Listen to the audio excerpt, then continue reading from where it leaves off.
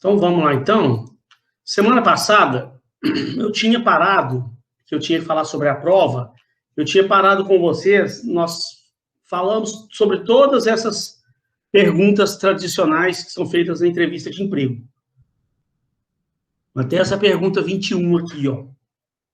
E aí eu não dei sequência porque eu voltei a atenção para a prova, e aí hoje eu vou terminar essa unidade toda, para terminar a matéria, e aí eu vou explicar uma questão 3 lá da prova, que ainda ficou dependendo do assunto de hoje, que é das dinâmicas de grupo.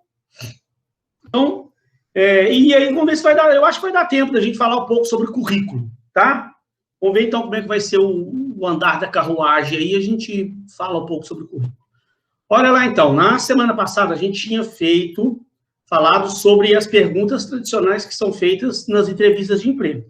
Aquelas perguntas, só recapitulando, não são as únicas, nem que não existe uma receita de bolo, tem que ser essa pergunta, tem que ter essa.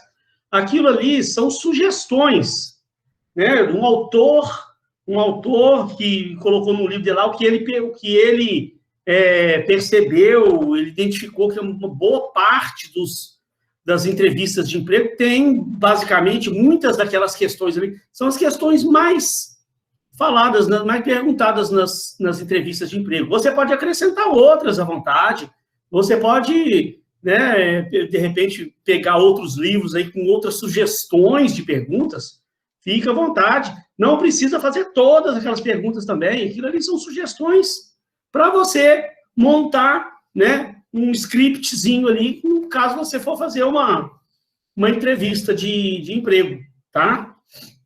E aí, gente, importante, no final da entrevista, você pode deixar o candidato livre para ele fazer algum tipo de pergunta, é muito importante.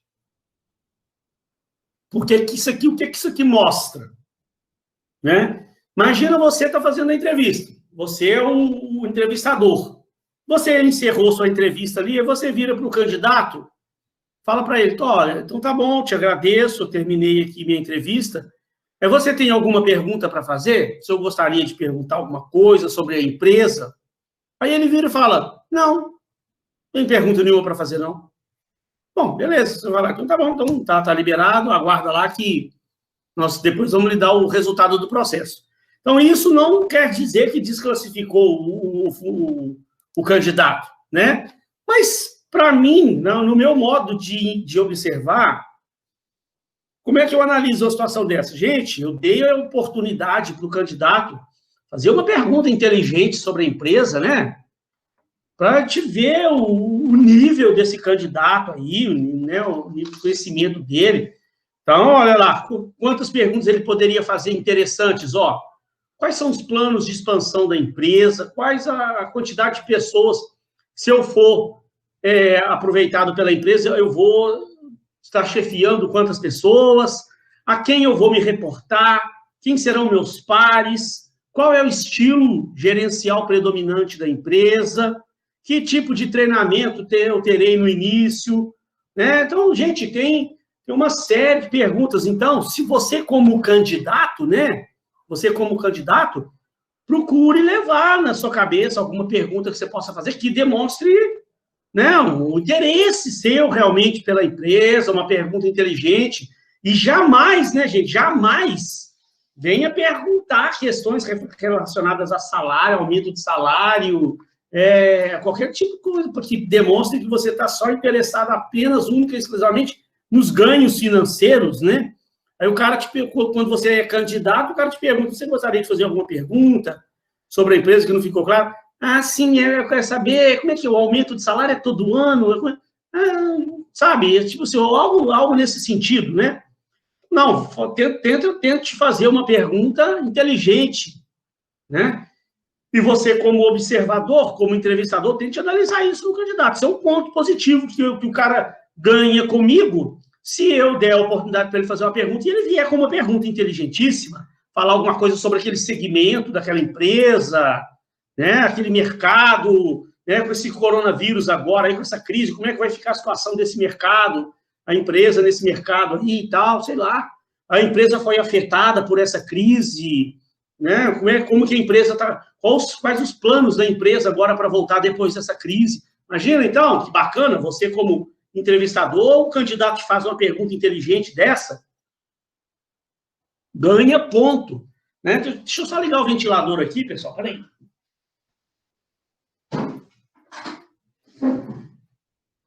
Não está muito calor, não, mas aqui em casa é meio quentezinho. Então, né, pessoal, como eu falei semana passada, os critérios para você definir qual será o candidato, quais serão os candidatos que serão contratados, é uma emaranhada de coisas. Você analisou o currículo da pessoa, você fez uma primeira entrevista com a pessoa, você pediu a pessoa para te mandar um vídeo currículo, aí você analisou uma série de questões referentes àquele candidato, você fez depois uma entrevista pessoal, individual com aquele candidato, onde você se aprofundou, ele foi passando pelas peneiras, né, foi passando para as próximas etapas, aí você fez uma entrevista mais aprofundada com ele, depois veio a questão das dinâmicas de grupo, que a gente vai falar já já. Então, tudo isso você deve ir anotando, porque depois, no final, encerrou o processo, você vai poder pegar, comparar os candidatos, como que um se saiu numa etapa, como que o outro se saiu na outra, como é que ele se saiu na entrevista, como é que ele se saiu na dinâmica, como é que ele foi nas provas, os testes de avaliação que você deu para ele lá, teste de Excel, de Word, o que quer que seja. E aí é o conjunto da obra, né, que vai fazer você definir, ou sugerir lá para o requisitante da vaga lá, quem você sugere, a área de RH sugere para que seja contratado. Né? Então, questões importantes para o entrevistador se preparar. Então, você, como entrevistador, antes de ir para as entrevistas de emprego, né, tente levantar informações também que possam te auxiliar na condução dessas entrevistas, né? Os aspectos mais importantes da pessoa que você está pretendendo contratar, que a empresa pretende contratar, como esse cargo foi desempenhado no passado, porque o cargo está vago, né? Vagou o cargo lá, você está selecionando alguém para ocupar aquele cargo vago. Né? Por que a outra pessoa saiu? Né? O que ocasionou a saída daquela pessoa? Foi por alguma questão comportamental daquela pessoa, para você tomar o cuidado agora de não contratar uma pessoa que tenha, de repente, o mesmo comportamento da outra que acabou de sair? Então, olha, essas coisas são importantes para você se preparar, né? O cargo tem uma descrição escrita, procura ver a descrição do cargo. Tem muitas empresas pequenas aí que não tem uma descrição do cargo, é muito bom que tenha, né? As grandes empresas aí que têm os RHs estruturados, aí elas fazem toda a descrição dos cargos todos. Então, procure estudar aquele cargo lá para ver exatamente o perfil do cargo, que é do profissional que a empresa precisa para preencher aquele cargo, as maiores responsabilidades, quais os objetivos com o preenchimento daquele cargo. A pessoa tem que ter alguma competência especial para ocupar aquele cargo, que você deve observar essa competência nela. Quais as projeções da empresa para os próximos anos. De repente, também já buscar se a empresa está com planos de expandir, ir para outros estados. De repente, aquela pessoa que vai vir a ser contratada, já então ela precisa de ter determinadas características, pensando já no futuro também. Né? Quais são as maiores forças e fraquezas da organização, as maiores forças e fraquezas da área. Então, tudo isso são coisas para você, de repente, tentar refletir, para você montar um planejamento dessa entrevista que você vai fazer, né? As maiores forças e fraquezas dos concorrentes, o futuro desse mercado, como é a cultura e o estilo de gestão predominante na empresa. Uma série de perguntas aqui, né? Competências individuais, o que o candidato precisa ter, tudo isso para você tentar realmente planejar a sua entrevista. Eu costumo falar, gente, tudo na vida que você for fazer, tente fazer um planejamento. Não vá sabe, fazer o negócio sem nenhum mínimo de planejamento, não, porque a tendência de que isso não vai dar um resultado bom é alta, né? E às vezes até uma simples entrevista. Às vezes você acha que é uma simples entrevista, mas, gente, uma entrevista de emprego é uma coisa, assim, de extrema importância. Mas é muito... Você tá definindo um futuro profissional para a empresa, e dependendo do cargo que ele está vindo ocupar ali, ele vai ter uma importância no futuro da organização, no planejamento estratégico da empresa. Então, não pode ser uma coisa assim, vou lá para a entrevista, lá, vamos ver, lá, chega lá, eu faço da minha cabeça lá a pergunta.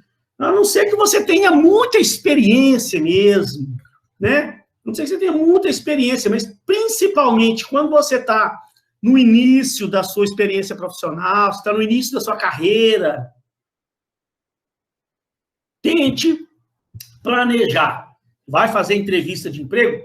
Veja os requisitos do cargo, veja lá o perfil do cargo, as competências necessárias, o que a empresa está pensando com aquela pessoa que vai ser contratada, qual o objetivo daquela contratação, né? Tente montar, então, um planejamento para as perguntas que você vai fazer, as informações, quais as informações que eu preciso obter desse candidato, né? Sobre as competências dele, sobre o perfil comportamental dele. Quando você faz a coisa bem planejadinha, a probabilidade de que algo dê errado diminui bastante, né? Reduz bastante a probabilidade de você contratar a pessoa errada. Mesmo planejando, ainda há uma probabilidade de errar. Erros acontecem. Agora, se você não planeja nada, aí a chance de alguma coisa dar errado é alta. E eu já falei aqui, né, gente? Você contrata uma pessoa errada, gente, é uma frustração para todo mundo, e para a empresa, e para você, e para o candidato, para todo mundo. Prejuízo de tempo, de dinheiro para todo mundo. Porque tudo tem gasto envolvido. A pessoa que está vindo participar dos processos seletivos, gasta com passagem, com isso. A empresa para fazer lá exame médico, mas não sei o quê, documentação, contratação em si. Tem todo um processo burocrático por trás dessa contratação que envolve tempo, custo, né? Para aí, daí a pouco, você descobrir lá, um pouco mais à frente, a empresa descobrir que não foi a melhor opção, aquela contratação lá. A frustração que é, né? E perda de tempo para a empresa, né?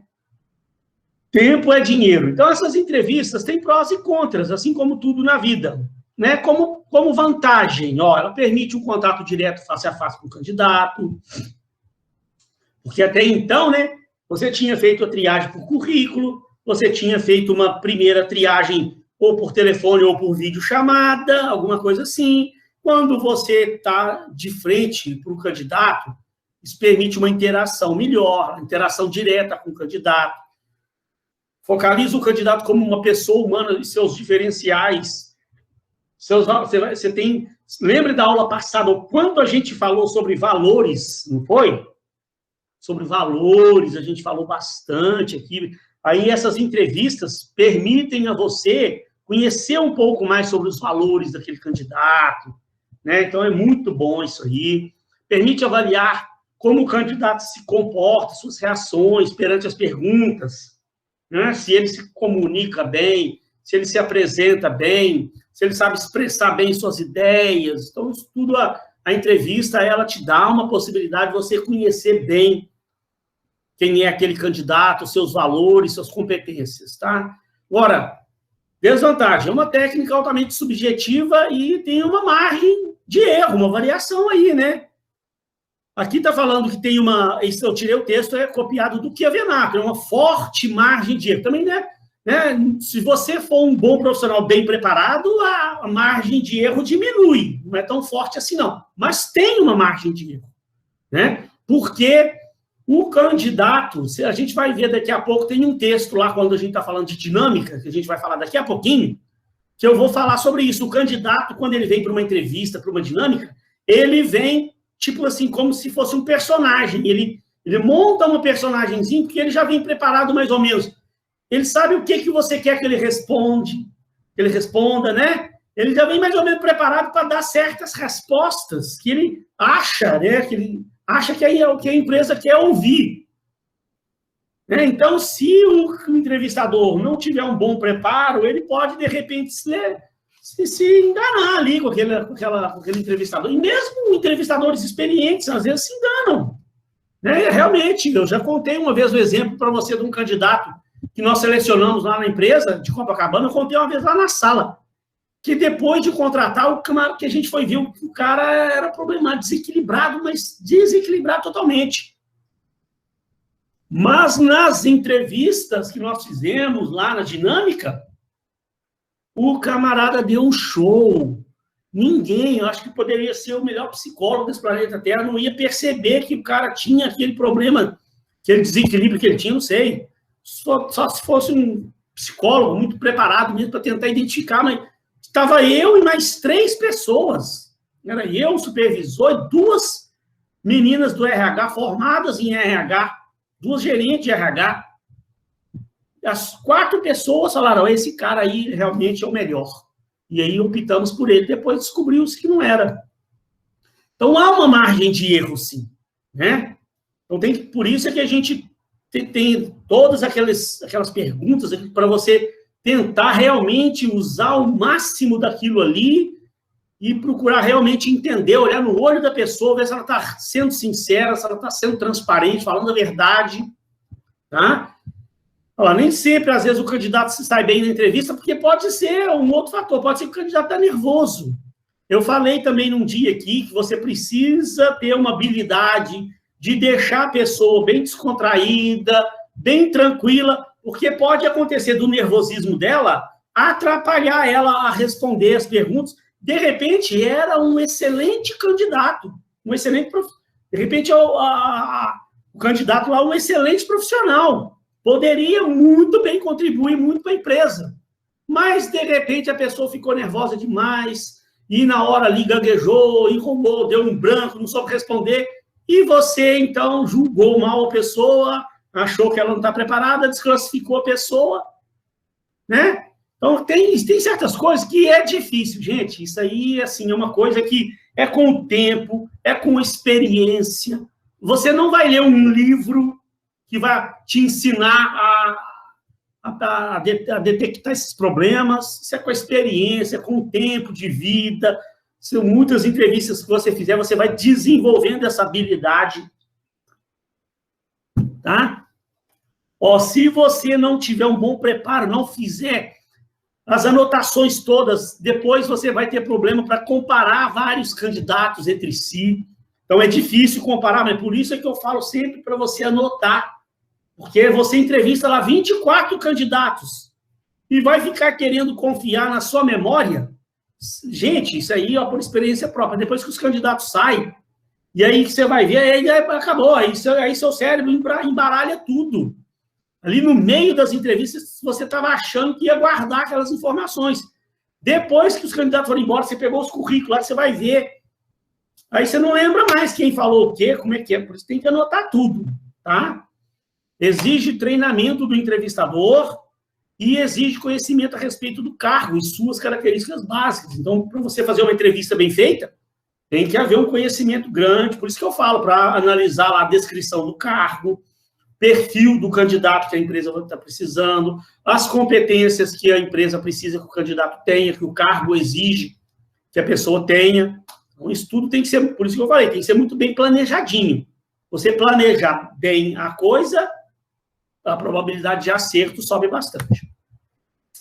E aí, gente, o que eu falei para vocês já uma vez, vou tornar a falar aqui, esse texto aqui, depois eu quero que você leia aí. Eu não vou ficar lendo ele todo aqui, não. Eu vou dar uma puladinha rápida aqui. Depois você dá uma lida. Está só falando. Tem um texto que você pode ler em casa depois. Falando sobre o Conselho Federal de Psicologia. Tem uma lei que saiu, tá? Aqui, ó, quer ver o número da lei aqui, ó? Resolução número 2 de 2003, que regulamentou a elaboração, comercialização e uso de testes. Estabelece que o psicólogo, um teste psicológico é um método de avaliação privativa do psicólogo. Então, o que eu chamo a atenção das pessoas que estão fazendo o curso de recursos humanos? Você está se formando para ser uma profissional de recursos humanos. Você está se preparando para fazer processo seletivo, sim. Você está se preparando para fazer entrevista de emprego, você está se preparando para avaliar currículo, você está se preparando para fazer uma dinâmica de grupo, você está se preparando até para aplicar determinados testes. Mas tome cuidado, por isso que eu gosto de dar aquele teste que eu dei na APS agora, aquele de autoconhecimento. Porque aquele teste de autoconhecimento, aquilo é livre, você pode aplicar, não tem o menor problema. Aquilo está nos livros, tem na internet aí, livre para quem quiser fazer aqueles testes. Não há necessidade de você ser psicóloga para aplicar um teste daquele. Agora, existem determinados testes que são de uso exclusivo de um psicólogo. Testes que mexem muito com a psicologia da pessoa. Então, porque eu estou te falando que às vezes você vê um colega seu falar de um determinado teste para você aplicar, você vê isso em algum livro por aí falando de um determinado teste, e você cisma de querer aplicar aquele teste lá, depois que você está trabalhando na área de RH, né? Aí cisma da sua cabeça de você ir lá e aplicar aquele teste. Procure, ó, tem um site aqui no passado, ó, SATEPSI. É um sistema de avaliação de testes. Procure, jogue no Google esse nome aqui, que vai aparecer lá o site do Conselho Federal de Psicologia, que vai estar dando esclarecimentos a respeito dos testes que são livres para fazer, de testes que são exclusivos de psicólogo, tá? Porque senão você pode correr o risco de estar aplicando um determinado teste psicológico lá num processo seletivo, e você não é psicólogo, você é profissional de RH. E aquele teste, para aplicar, tem que ser um psicólogo. E aí, uma hora, você cria um problema para você. Né? Pode acontecer, bater uma fiscalização, troço, alguém descobrir, ver uma denúncia, chega um fiscal lá e percebe que realmente você aplica testes que é de uso exclusivo de um psicólogo, aí você está exercendo ilegalmente a profissão, é um exercício ilegal da profissão. Né? Então, aquele que eu te dei de autoconhecimento, não há problema.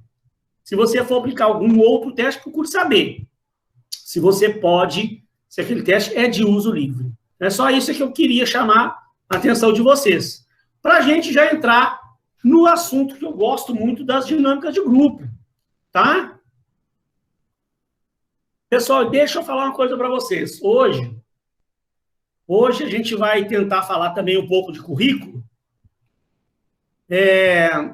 Eu queria falar com você o seguinte, infelizmente, né, eu estava com uma esperança ainda de repente, pelo menos a reta final, a gente voltar a ter aula, mas, né, infelizmente, não foi possível. Então, assim, eu queria, era para vocês ficarem tranquilos, eu me comprometo a quando as aulas voltarem, se Deus quiser, o mais breve possível, eu acredito que daqui a pouco esse negócio está passando, assim que voltar às aulas, se vocês quiserem, é só vocês me procurarem lá na faculdade, a gente combina um dia, porque tem um dia da semana que eu passo o dia lá em Campo Grande. Esse semestre passado era toda segunda-feira. Não sei se no próximo período vai ser, mas sempre tem um dia que eu dou aula de manhã. Aí eu dou aula de manhã e de noite. Aí eu vou de manhã e já fico lá, e eu passo a tarde livre. Eu até, antes da paralisação, estava combinando com a coordenadora que eu ia, durante a tarde, eu ia dar cursos gratuitos lá de planejamento da carreira, desse tipo de coisa. Eu fico lá à toa mesmo, lá sem fazer nada, lá na sala de professores, lá, então até preenche meu tempo. Assim que voltar às aulas, vocês me procurem lá, que a gente marca uns 2 dias, 3 dias, para quem puder, para quem não estiver trabalhando, tiver tempo, durante a tarde, tipo assim, de 4 a 6, a gente marca lá uns 3 dias, 2 dias, quanto for preciso, para a gente fazer esses dinâmicas de grupo, fazer uma dinâmica de avaliação de currículo, Hoje a gente vai falar aqui sobre currículo, mas não tem como eu fazer um teste aqui para você avaliar currículo ao vivo e a cores. Eu tenho um trabalho, mas ele tem que ser feito em sala de aula. Eu achei que talvez fosse dar para voltar, mas infelizmente não deu. Mas assim que voltar às aulas, me procurem. A gente marca alguns dias lá para a gente concluir isso que a gente está vendo tudo aqui, botar isso em prática, fazer uma aplicação prática daquilo lá, para você ver realmente como é que a coisa funciona, que eu acho muito, eu tenho uns trabalhos bacanas para a gente fazer lá, dá um resultado legal, tá? Então, vamos falar um pouquinho aqui da dinâmica de grupo, ó. Eu vou ir lendo, falando, daqui a pouco eu paro, que eu também tenho exemplos para dar também. Qualquer momento, qualquer um que quiser interromper para fazer alguma pergunta, pode interromper, não há problema não, só abrir o microfone e me chamar. Então, olha lá, as dinâmicas de grupo se caracterizam por propor a um grupo de candidatos um conjunto de atividades, tais como vivências, jogos, simulações, testes situacionais, estudo de caso, debates sobre temas específicos. Essas atividades atuam como estímulo para deflagrar a interação entre os candidatos, o que possibilita a observação do comportamento dos candidatos. Então, olha o que é importante, ó. De maneira geral, as dinâmicas de grupo são indicadas para avaliar habilidades interpessoais e atitudes, você avaliar a parte comportamental. Porque até agora, então, a gente tinha falado muito lá da entrevista de emprego. Então, o que eu falei na semana passada? A entrevista, né, a entrevista individual, ela serve muito, ela é muito boa, mas para você avaliar, né, o conhecimento da pessoa. E uma coisa que eu acho importantíssimo são as questões ligadas aos valores daquela pessoa. E aí, com uma entrevista, com um papo sincero, você ali de frente para a pessoa, olhando no olho dela, você vai ser capaz, se você desenvolver bem essa habilidade, você é capaz de conhecer realmente quem é aquela pessoa, se ela é uma pessoa realmente honesta, transparente, se ela está falando ali a verdade, os valores dela, como ela lida com família, com essas questões, desses valores tão importantes na nossa vida, né? Como ela lida com o próximo, se ela é uma pessoa de coração aberto para ajudar outras pessoas, ela, sabe? Então, isso é importantíssimo. E a entrevista ela serve para você avaliar isso, mas individualmente. Individualmente. Agora, a dinâmica, ela te permite você avaliar o comportamento dela em grupo, né? Porque aí você está aplicando uma tarefa para o grupo lá, você divide, né? Vamos supor que você tenha 12 pessoas, aí você divide ou 2 grupos de 6 ou 3 grupos de 4, e aí aqueles grupos vão trabalhar ali em equipe. E aí você dá as tarefas para ele ali, dá um tempo, e eles vão ter que fazer uma dinâmica para fazer um trabalho, montar um negócio lá com os equipamentos que você dá para ele lá para montar, e eles vão ter que trabalhar em equipe, um ajudando ao outro, e aí você vai poder perceber coisas que na entrevista não foi capaz de perceber. Se ele tem realmente esse espírito de ajudar o próximo, se é uma pessoa equilibrada, calma. Porque tem muito candidato que aí numa hora da dinâmica ele já começa a demonstrar que ele não tem muita paciência. Sabe? Que ele gosta de bater de frente com as ideias dos outros e tal. Na dinâmica você percebe isso. Na entrevista, em muitos casos, não. Né? Então, é muito bom sempre que for fazer o processo, aplicar um tipo de dinâmica com o grupo para você ver. Questão da liderança, importantíssimo, né? Trabalho em equipe, liderança, são coisas que as dinâmicas mostram muito bem quem é quem. Considerando que em dinâmica de grupo, a observação do comportamento dos candidatos é o meio de obtenção de dados que viabilizarão a avaliação, há 2 requisitos essenciais para garantir a validade da técnica. Em primeiro lugar, é imprescindível que a tarefa proposta ao grupo, as tarefas propostas ao grupo, sejam efetivamente capazes de expressar as competências que se pretende observar. Claro, né? Então, por isso é que você tem que olhar antecipadamente os requisitos do cargo, as competências que aquele cargo exige, que tipo de função realmente aquela pessoa vai exercer, para você poder, então, passar uma dinâmica que vai realmente testar aquilo lá na prática. Porque senão, né, a dinâmica não é simplesmente só por fazer a dinâmica lá, não. Ela tem um objetivo. O que você está querendo testar com aquilo? Né? Vai ter que testar o trabalho em equipe, quer testar o potencial de liderança da pessoa, como que ela age em situação de pressão, que tem como, né, a gente vai ver já tem como você dar uma tarefa complexa num prazo muito curto, que não dá tempo deles fazer aquela tarefa, aí eles vão ficar pressionados com o tempo acabando, aquilo dá pressão no grupo, aí você vê como é que a pessoa trabalha sob pressão. Né? Então, aí você precisa entender o que eu preciso avaliar, né? Para tentar dar um tipo de tarefa que realmente vai te permitir avaliar aquela competência realmente. Em segundo lugar, é preciso criar condições que favoreçam a objetividade da observação. Além disso, o observador precisa ter a capacidade de descrever e registrar com precisão todos os comportamentos observados, para que possam ser avaliados e comparados posteriormente. A gente vai ver já já. Já já a gente vai ver a importância dessas observações e como que isso deve ser feito. O número ideal de observadores, a gente vai falar sobre isso já já, porque você tem que anotar tudo, aquilo que eu falei aquela hora. Né? No meio de uma dinâmica lá, com 24 pessoas participando daquela dinâmica lá, depois que acabou, foi todo mundo embora, aí que você vai parar para analisar o resultado. Gente, embaralha na sua cabeça quem que era a Joana, quem que era o Paulo, se confunde um candidato com o outro. Então é preciso anotar. A gente vai ver como fazer isso. A capacidade de produção de um grupo está na dependência da concordância de seus membros em participar e da possibilidade de comunicação de modo autêntico. Eu vou explicar melhor o que esse slide aqui está falando, esse texto aqui lá da FGV, ele é um pouquinho confuso, mas já eu explico melhor. Se confrontarmos esses princípios com o setting de uma dinâmica, o setting com a dinâmica mesmo, né?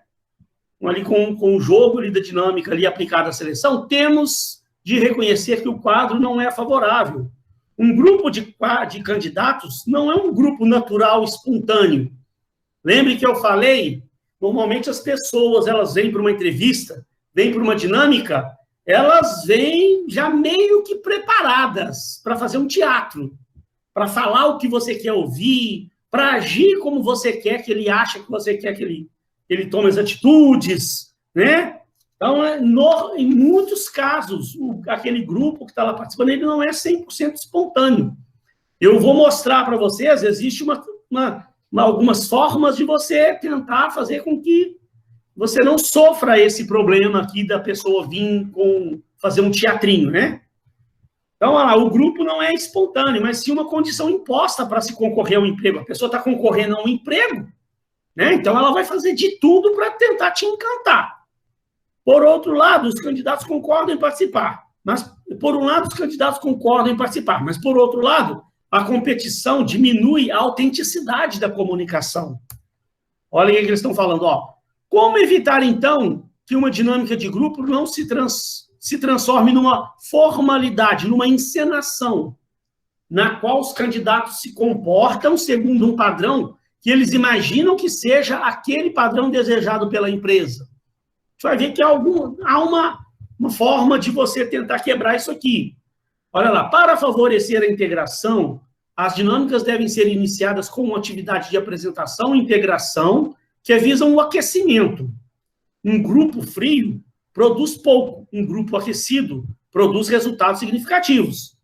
Nessa etapa inicial de aquecimento, a atitude do selecionador é crucial para o sucesso do trabalho, derrubando barreiras, descontraindo, transmitindo segurança, conduzindo a trama de forma profissional, imparcial, séria e envolvente. Então, é imprescindível que o início, né, normalmente você nunca começa direto com a dinâmica que você pretende aplicar ali para testar o conhecimento que você quer testar das pessoas. E sim, você inicia com uma primeira brincadeira, faz primeiro uma dinâmica, cada um se apresentar, falar quem é, o que ele faz, onde ele já trabalhou, de onde veio, alguma outro tipo de brincadeira que ainda não esteja ainda fazendo parte da avaliação que você quer fazer, mas para o pessoal se descontrair, quebrar o gelo, já ir dando uma aquecida no grupo, para a hora que você chegar com as dinâmicas mesmo, para valer, né, já quebrou o gelo, o pessoal já está aquecido. E aí, olha que que as dicas bacanas que eles dão aqui, ó, alguns aspectos técnicos das dinâmicas de grupo, para você observar. Em primeiro lugar, o tamanho do grupo. Então, olha lá, recomenda, isso é texto lá dos profissionais da FGV, né? Recomenda-se um mínimo de 8 e o máximo de 16 participantes. Por quê? Olha lá, porque um número reduzido de candidatos pode empobrecer a diversidade da interação. E um número muito elevado prejudica a capacidade de observação. Então, ó, imagina só, você vai fazer uma dinâmica com um grupo de 6 participantes apenas, até mesmo 8. Aí, como é que você vai fazer? Imagina 6 participantes, aí você vai dividir em 3 grupos de 2 participantes, em 3 duplas. Sabe? Vai ficar uma coisa pobre. Não vai dar, não vai surtir o efeito que você gostaria que surtisse. Um grupo muito pequeno. Vocês, então você divide em 2 grupos de 3 pessoas. Né? Então, não vai ser uma dinâmica para você conseguir avaliar o que realmente você gostaria de avaliar daqueles candidatos. Então, um número aí de 10, 12 já começa a melhorar. 12 candidatos, você pode já dividir em 3 grupos de 4 pessoas. Já é, né? Ou 2 grupos de 6, ou 3 grupos de 4. Se você tem 16 participantes, pode separar 4 grupos de 4. Então, até 16 participantes ainda é um número bom.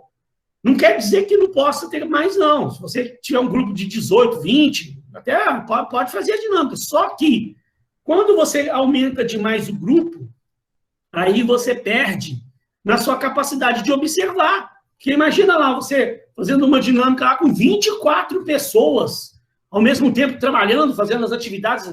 Imagina aí, 6 grupos de 4 pessoas, você conseguir observar todo mundo e anotar o comportamento dos 24 candidatos. Então, de repente, com um número muito grande de candidatos, você perde essa capacidade sua de observar. Então, por isso é que o ideal que normalmente a gente vê, 10 pessoas, 12 pessoas, 14 pessoas, né? Por isso é que eu dou aquele exemplo que eu já vi muito, né? No final da peneira, eles separam 24 candidatos. Aí, daqueles 24, eles separam 12. Aí vai para uma fase final do processo com 12 candidatos. É um bom número para você pegar aqueles 12 candidatos ali, fazer uma dinâmica, um número que dá para fazer uma dinâmica legal, dá para fazer um trabalho legal, dá para você observar bem a característica de cada um, sem você se confundir depois, tá? Aí, ó, observadores. É muito aconselhável, gente. Tem que ter, ó, aí no mínimo 2 observadores. Se você coloca um observador apenas, olha lá, ó, um único observador terá pouca probabilidade de observar e registrar adequadamente o comportamento, por exemplo, de 16 candidatos, né? Então, 2 observadores vai ter muito mais condição de anotar coisas de todos os candidatos. E outra, um segundo observador significa a possibilidade de você confrontar depois, né? Pegar o que um anotou, comparar com o que o outro anotou, porque se os 2 anotaram coisas parecidas de um determinado candidato, é porque realmente ele tem aquelas características mesmo, né? Então, você possibilita você confrontar as anotações. E aí, gente, pode ter até mais, 3, 4, 5 observadores. Eu já vi já dinâmicas de grupo nas empresas grandes, né? Isso depende do tamanho da empresa. Essas empresas grandes, essas multinacionais, elas têm um RH muito grande, com muita gente, e normalmente elas têm lá 4, 5 assistentes de RH. Então, quando vai fazer um processo seletivo com maior número de candidatos, bota lá 4, 5 assistentes lá de RH anotando, observando e anotando tudo. E depois você vai pegar, imagina, anotação de 4, 5 observadores, você poder confrontar uma anotação com a outra, o que uma anotou, o que a outra anotou, você vai ter muito mais base para você depois definir realmente quem é o melhor candidato, tá? Agora, se a empresa for muito pequenininha, não tiver condição, não tem. Mas, pelo menos, uma pessoa anotando, por conta de anotar o comportamento. Se tiver 2, muito melhor, tá? Outro aspecto interessante, ó, envolva o requisitante da vaga. né? Nessa fase final, você começou lá em cima, vamos pegar aquele exemplo nosso lá, né? Começou com 1.200 currículos. Aí você peneirou, selecionou 120 currículos. Aí você fez as triagens de currículo, peneirou, selecionou 60. Aí você fez uma videochamada com aqueles 60, peneirou mais um pouquinho, selecionou 24. Aí daqueles 24 candidatos, você fez uma entrevista aprofundada com os 24, fez uma dinâmica de grupo, separou os 12 melhores finalistas. Aí o requisitante da vaga deve participar nessa fase final, né? Como a decisão final sobre a escolha do candidato cabe ao requisitante, ele é importante envolvê-lo no processo para que ele tenha o maior número de informações para fundamentar a sua decisão.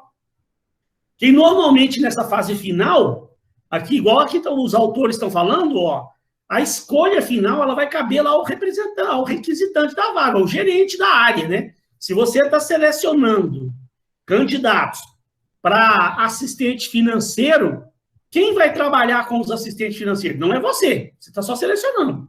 Quem vai trabalhar no dia a dia é o gerente financeiro lá.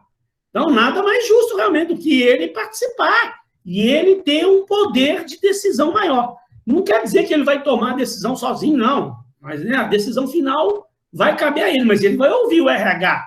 Normalmente, essa decisão final ela vai ser tomada em comum acordo ali, normalmente. Normalmente tem 2, 3 pessoas do RH ali, o gerente da área, né? Aí as meninas do RH, o pessoal do RH vai anotar, já veio anotando tudo desde o início, né? Todas as etapas seletivas, eliminatórias, vocês do RH anotaram uma série de coisas sobre o comportamento dos candidatos, sobre as entrevistas, sobre valores, sobre uma série de coisas a respeito da vida daqueles candidatos. Aí, no final, fez aquela última dinâmica lá com o representante da área. Beleza, encerrou o processo, vai liberar o pessoal para ir para casa. E aí, o gerente da área lá, ó, o requisitante, vai querer ouvir do RH. Falou, ó, realmente eu gostei, os candidatos muito bons, eu gostei disso, daquilo. O que vocês têm para observar? O que vocês têm para me ajudar a tomar essa decisão? Aí o RH vai dar, né, um parecer. Ó, aí gostamos disso, aquele candidato assim, assim, assado, candidato tal se comportou assim, nós achamos bom aquele candidato tal, papapá. Ele vai ouvir, tá, na avaliação de vocês, o que vocês sugeririam? Sugerindo fulano, ele vai analisar aquilo, vai ver por quê. E o fulano, aquele candidato assim, eu gostei tanto dele, por que vocês não incluíram ele na seleção final de vocês? Ah, porque em determinado momento eu achei que ele se comportou assim, assim, assado, e a gente acabou não gostando. Então, aí vai trocar ideias, aí ele vai avaliar e tal, vai chegar meio que a um comum acordo ali no final. Sendo que aí no finalzinho, a decisão final é do gerente lá, né? O gerente fala, não, mas eu vou querer ficar com fulano de tal. O RH deu toda a base para a pessoa tomar a sua decisão e deu o parecer, né? Para a pessoa tomar a decisão. Durante as sessões, esse ponto aqui que é interessante, ó. Olha o que eles falam aqui, ó. Recomenda-se planejar sessões com duração de 3 a 4 horas. Olha, nossa, professor, 3 horas de dinâmica de grupo é o aconselhável. E você vai ver por quê. Olha lá. 3 a 4 horas para que sejam realizadas várias atividades diferentes. Dinâmica de grupo não é uma dinâmica só, não. Que eu já vi muita empresa fazer isso errado. Chega lá, reúne o grupo, aí aplica uma dinâmica e ele, meia horazinha, libera o pessoal. Por que isso não é a forma mais correta? Olha aqui o que eles falam, ó. Sabemos que o candidato quer causar uma boa impressão. Lembra aquilo que eu falei, ó? Ele monta um personagem para desempenhar na dinâmica. Ele pode sustentar esse personagem no início, até um certo ponto, mas não por muito tempo. A hora que você faz uma tarefa, beleza, vamos fazer uma outra tarefa, segunda tarefa. O pessoal faz lá a dinâmica, papapá, tá, beleza, pessoal, ó, beleza, o resultado está aqui anotado. Terceira tarefa. Porque com o passar do tempo, a pessoa vai mostrando mais realmente quem ela é.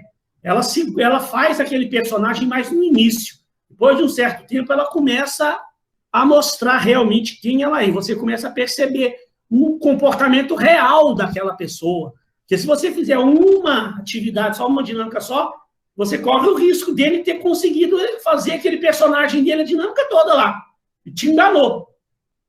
Tá? Assim, com dinâmicas mais longas e mais atividades, maiores serão as chances de se observar comportamentos mais autênticos. E aqui que é importante, ó.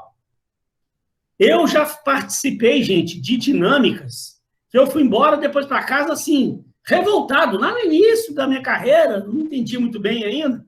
O pessoal da RH passou uma tarefa para a gente fazer com um prazo que não dava nunca para a gente cumprir aquela tarefa naquele prazo, não. Aí eu fui embora para casa e chateava, gente, também. Menina do RH deu lá 3 minutos para fazer uma tarefa complexa demais. 3 minutos não dá tempo nunca. Pessoal sem noção. Né? Fui embora para cá pensando, ó, que o pessoal sem noção passou uma tarefa dificílima lá para a gente fazer em 3 minutos só. Não dá tempo nunca. Por quê? Isso tem um sentido. Olha lá, ó, atividades complexas com prazo curto. Quando você trabalha atividades mais complexas em prazo curto, a tensão emocional que é criada pela pressão dos prazos aumenta significativamente a expressão do estilo comportamental mais genuíno dos candidatos. Por isso é que é bacana, olha, você fazer, né, desde aqui do início do exame, sessões com duração entre 3 a 4 horas, que sejam realizadas várias atividades. Não é que todas as atividades tenham que ser complexas com prazo curto, não. Tá, pessoal? Você dá uma tarefa primeiro, com prazo razoável, deixa o grupo fazer a tarefa, voltar sem botar pressão, observa eles trabalhando em grupo, né? Dá um prazozinho maior para você observar ali, o que você quer observar? O trabalho em grupo, trabalho em equipe, a boa vontade do camarada ajudar o colega do lado, a capacidade, a liderança, você observar com calma aqueles que já tem aquele espírito de liderança, já começam a liderar o negócio ali, já começa a dar mais ideia do que os outros, você está observando aquilo, faz mais uma tarefa dessa, com um prazo razoável para eles cumprirem a tarefa, está observando isso, daí a pouco você vem e fala, beleza, pessoal, agora eu vou dar uma terceira tarefa para vocês, aí passa uma tarefa difícil com prazo curto, que não dá tempo deles fazerem. Que aí é que é o negócio, vira aquela correria e eles ficam apavorados e vê que o tempo não vai dar tempo deles cumprir o negócio e já começa a haver atrito entre o grupo, sabe? O grupo já começa a discutir e aí você vê que começa o calor a aumentar, a pressão, e aí você vai observar quem trabalha bem sob pressão. E aí, nesse caso, aquele teatrinho que a pessoa veio preparada para fazer, a máscara dele cai. Ele vai mostrar quem realmente ele é, ele fica nervoso. Né? E já está lá numa terceira tarefa. Então, né, o pessoal faz essas coisas aí inteligentemente, não é à toa, não. Né? E você, quando candidato, né, se você for fazer uma dinâmica dessa, você perceber que ela passou uma tarefa num prazo que não dá tempo de cumprir, você já sabe o que ela está querendo testar. Então, não caia nessa de você se desequilibrar no meio do caminho lá, começar a discutir com o resto do grupo, apavorar, porque o prazo vai acabar. Não, eles estão querendo ver exatamente isso. É quem é mais equilibrado, quem é mais desequilibrado, quem sabe trabalhar sob pressão, quem não trabalha bem em equipe sob pressão. Isso mostra muito, tá? E aí, por fim, gente, ó, vantagens e desvantagens das dinâmicas de grupo. Também tem vantagens e desvantagens. Vantagens. É uma técnica de baixo custo. Baixíssimo custo, né? Porque, normalmente, a empresa tem um salão, um auditóriozinho, uma sala onde ela possa aplicar a dinâmica. Não precisa ela alugar espaço, né? A maioria das empresas tem uma areazinha lá, uma sala maior, um pequeno teatro, um pequeno salãozinho, onde ela possa fazer a dinâmica. E aí, o que ela gasta? Normalmente, ela passa umas dinâmicas que usa cartolina, canetinha, tesoura, cortar, montar fazer um trabalho, montar uma torre, não sei o quê, para o grupo trabalhar junto ali. Então, o custo disso é só esses pequenos materiais ali que gasta, e é rico de informação, olha lá, permite a avaliação simultânea de vários candidatos, pessoa trabalhando em equipe, coisa que a entrevista pessoal não te proporciona. Você ali na entrevista, a entrevista serve para você observar o quê? Quem é aquele candidato, quem é aquela pessoa, os valores daquela pessoa, o conhecimento daquela pessoa, conhecimento técnico daquela pessoa. Você pode dar um teste, uma prova para ele fazer, para você testar o conhecimento que ele tem na área que ele vai atuar, os valores e tal. Agora, a dinâmica permite você avaliar eles trabalhando em equipe, vários candidatos ao mesmo tempo. Fornecem muitas informações sobre os candidatos, principalmente quanto aos seus aspectos comportamentais. Como é que ele se comporta em grupo? Porque na empresa, a empresa ela quer o quê? Hoje é uma das coisas que as empresas mais buscam são pessoas que sabem trabalhar em equipe, porque são poucas as atividades dentro da empresa que fica o camarada isolado trabalhando lá. Na maioria das vezes, você tem que ter uma habilidade interpessoal muito grande, porque todas as atividades ali envolvem outras pessoas. Você tem relacionamento com pessoas de outros setores, né? Normalmente, o que você vê nas empresas hoje, os setores são todos interligados. O desempenho de um setor depende do outro setor. Você trabalha em pares. Então, tem que saber trabalhar bem em equipe. E a dinâmica te permite você observar isso. As informações observadas e registradas permitem levantar hipótese sobre a compatibilidade do perfil do candidato em relação ao perfil da vaga, que eu já estou falando desde o início. É bom você saber o perfil da vaga, os requisitos, para você observar na dinâmica aqueles comportamentos que você quer buscar no candidato, né? E como desvantagens, olha, não deve ser usada em qualquer seleção, como, por exemplo, casos de executivos e outros profissionais de alto escalão. Não é recomendado. A gente não vê muito isso aí. Eu com toda sinceridade, eu nunca vi. Pode você já ter visto. Eu não estou falando que é proibido, não.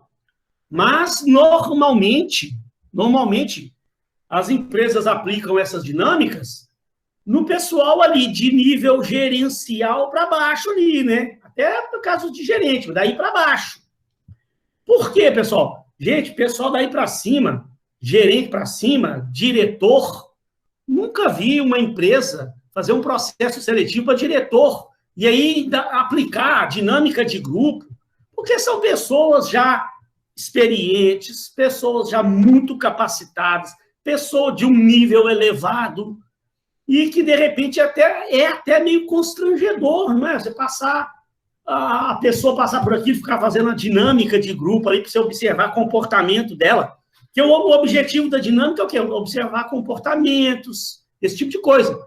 Ou seja, espera que um cara que está se candidatando a diretor de uma empresa, ele já, né, gente, ele já foi mais do que testado com relação a esses quesitos aí. De repente, ele não se sente nem bem. O cara chega lá numa empresa lá para concorrer para uma vaga lá de diretor, está aberto lá, vai lá para fazer dinâmica de grupo, o cara vai achar aquilo estranho. Tá?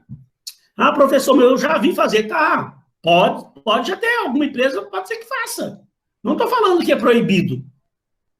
Mas você há de concordar comigo que existe uma certa lógica no que eu... E não é eu que estou falando também, não, gente. Eu pego isso dos livros, né? Estava hoje lendo livros aqui da FGV, a roda aqui. São profissionais extremamente capacitados. Então, eu leio num livro uma coisa e falo, ó, esse pessoal está certo. Eu tomo aquilo como uma verdade para mim, que são autores consagrados que falaram. E aí eu concordo com aquilo. Então, eu prego isso, né? Então, não é simplesmente da minha cabeça, não. E você há de concordar comigo, que é meio estranho você aplicar uma dinâmica para diretores. Você aplica para assistente, supervisor, até gerente, de repente. Daí para cima, não é aconselhável.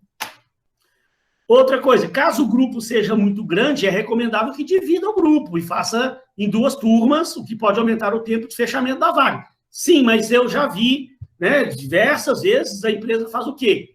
chegou naqueles 24 candidatos. Aí você fazer uma dinâmica com 24 candidatos é ruim, não é legal. Nós vimos por quê. Divide em 2 grupos. Um grupo de 12 num dia, outro grupo de 12 no outro. Ou, se for, conforme for o tempo do RH, um grupo de 12 de manhã, outro grupo de 12 de tarde. Vai aumentar um pouco mais o tempo, né? Tudo bem, mas eu acho mais aconselhável dividir em 2 turmas do que fazer com um grupo só muito grande que pode prejudicar a sua observação. Não deve ser utilizada isoladamente como uma única metodologia para selecionar candidatos. E tem empresas que às vezes fazem. Tá? Já vi empresas fazer, faz a dinâmica lá e dali já vai tomar decisão. Gente, olha o tempo que nós estamos vindo falando de seleção, recrutamento e seleção. Quantas etapas, não foi?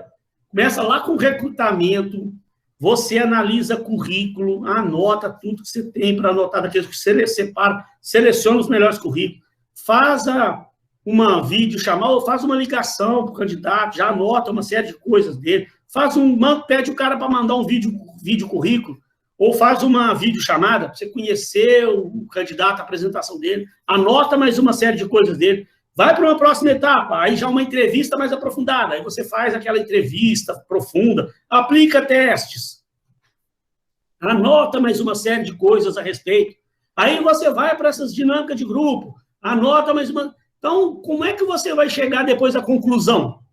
Só simplesmente pela dinâmica? Não. Só simplesmente pela entrevista? Não, é um conjunto de fatores.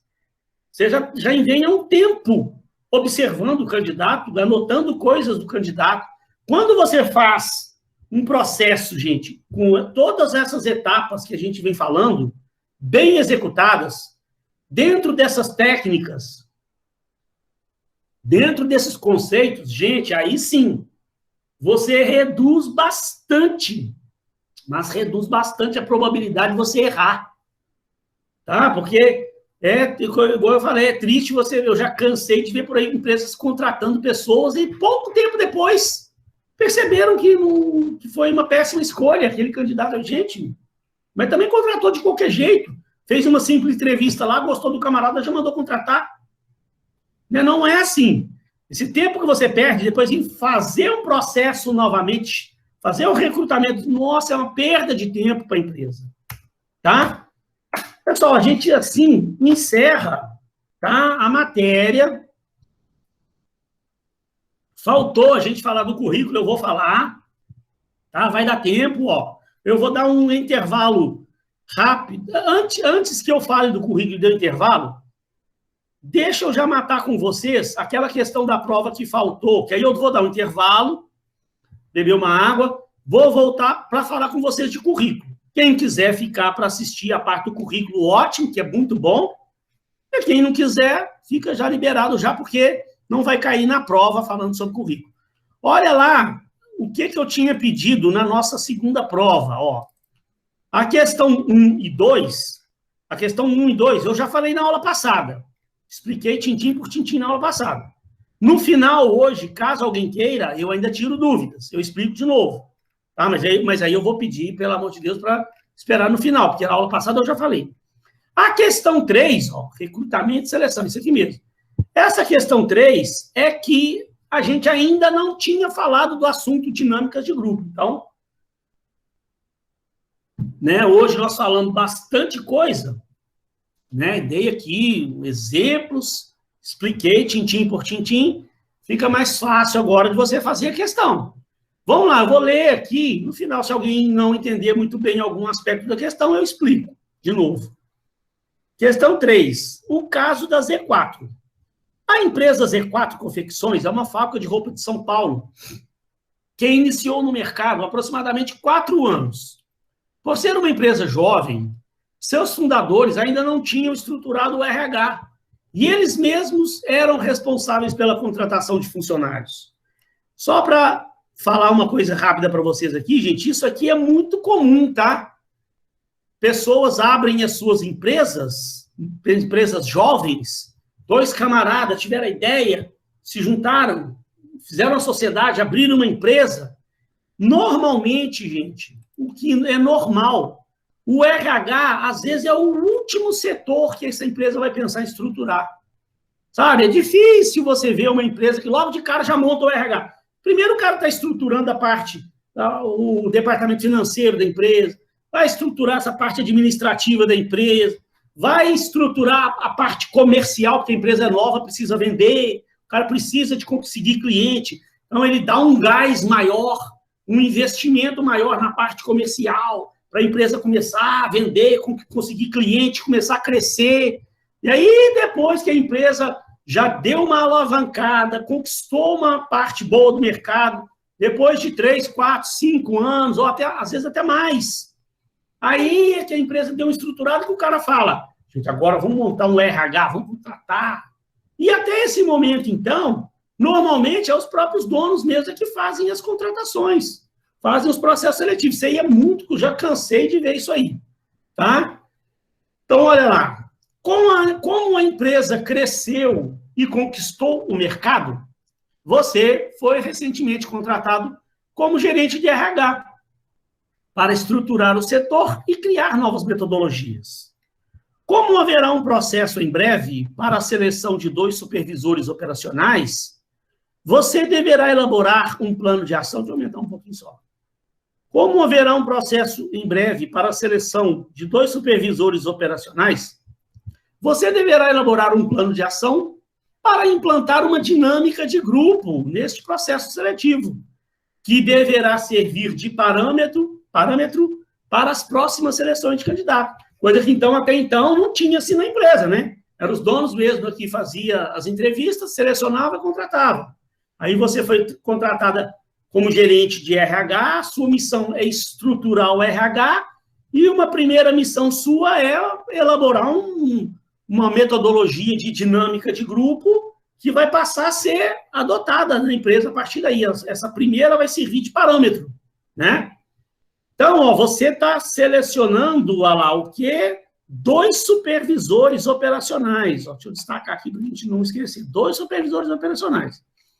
O supervisor operacional tem a seguinte função na empresa: participar da elaboração dos planos operacionais, colaborando com as informações e sugestões, supervisionar as equipes de serviço, realizar a inspeção do trabalho, orientar seus liderados, e tudo isso em conjunto com os supervisores de outras áreas da empresa. As funções deles são essas. Então, o que você tem que fazer? Elabore um plano de ação para a implementação de uma dinâmica de grupo para esse processo seletivo dos 2 supervisores operacionais, de acordo com o roteiro abaixo. Descreva os aspectos técnicos da dinâmica. Você vai fazer um planejamentozinho de forma objetiva, tá? Sem ficar enchendo linguiça, mas na letra A, você vai falar o tamanho dos grupos, o número de observadores ideais, quantas sessões vão ter naquela dinâmica, e a duração das sessões e outros que você julgar necessário. Eu já falei de bastante coisa, né? Que eu tenho os slides aqui que falam sobre os aspectos técnicos. Aqui, ó, tem um slide aqui que eu falei hoje com vocês, tá fresquinho na sua cabeça.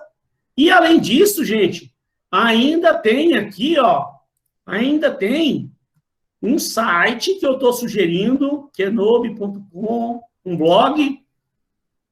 Tem um blog aqui, ó, que ainda fala tudo e mais um pouco sobre dinâmica de grupo, que eu te aconselho você dar uma lida, perca um tempinho dando uma lida, porque esse site é legal, eu li ele, achei interessante, por isso que eu sugeri. Tá falando que, falando ali o que são dinâmicas de grupo, tá vendo? Falando ó, o que são, aí tá explicando mais coisas. Quais são os principais tipos de dinâmica? Está falando mais coisas aqui. Então, complementa o que eu falei na aula, né? Apresentação, integração, relaxamento, simulação, dramatização. Ó, como realizar dinâmica de grupo. Como a realização de dinâmicas pode colaborar para o trabalho do RH. Então, tem um texto aqui legal falando. Né? Como criar dinâmicas de grupo.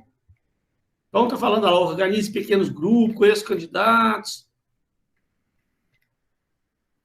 faça uma atividade de encerramento. Como? Aí tá. Então, essa primeira questão, a letra A, eu falei muita coisa hoje aqui, e ali naquele texto ali você vai encontrar mais alguma informação para você colocar ali quais vai ser os critérios técnicos dessa dinâmica que você está montando para a empresa. Tamanho dos grupos, número de observadores, quantas sessões, duração e tal. A letra B, relacione os comportamentos ou fatores a serem observados. Então, você lembre que você está selecionando 2 supervisores. As funções deles estão aqui. Aí, gente, ó, nesse site, ó, o site que eu estou sugerindo, ele tem um lugar aqui, olha lá, ó. Porém, alguns fatores podem ser observados e usados para a triagem de maneira geral. Ele está falando de maneira geral. O que você vai observar na dinâmica de maneira geral? Boa comunicação, capacidade de ouvir, criatividade, papapá, ou uma serra, tem um monte de coisas aqui, ó. Vendo? Tá lá no próprio site, já está dando a resposta. Eu quero só que você dê uma filtradazinha nisso aqui, porque lembre-se que você está selecionando um supervisor operacional. Então, o que você vai precisar avaliar? Você tem as funções deles aqui, ó. Tá? Então, também não é complicado você fazer isso, não. Relaciona os comportamentos ou fatores a serem avaliados. E, por fim, quais os fatores ou comportamentos serão motivos de desclassificação dos candidatos durante a dinâmica? No próprio site, gente, ó, próprio site, ele, logo depois disso aqui que eu falei, dos fatores para ser observado, ele já está falando, ó, comportamentos como boicotes aos demais participantes, arrogância, falta de participação, podem ser critérios que justifiquem a eliminação do candidato. Então, aqui ele está falando mais coisas. Então, as respostas dessa prova, dessa questão, você vai encontrar já nesse site aqui. Agora, gente, eu peço só, por favor, eu não quero, né, que o aluno fique simplesmente copiando e colando lá. O que eu estou pedindo para o aluno? Eu expliquei a matéria, as outras questões, tem as explicações nos vídeos anteriores. Hoje eu falei tudo aí sobre dinâmica de grupo, expliquei. Tem um site para você pesquisar. Você pode pesquisar outros sites, está livre para você pesquisar. Leia o que está falando aí nesses sites bacanas que tem por aí, entenda o negócio, faça um resumo.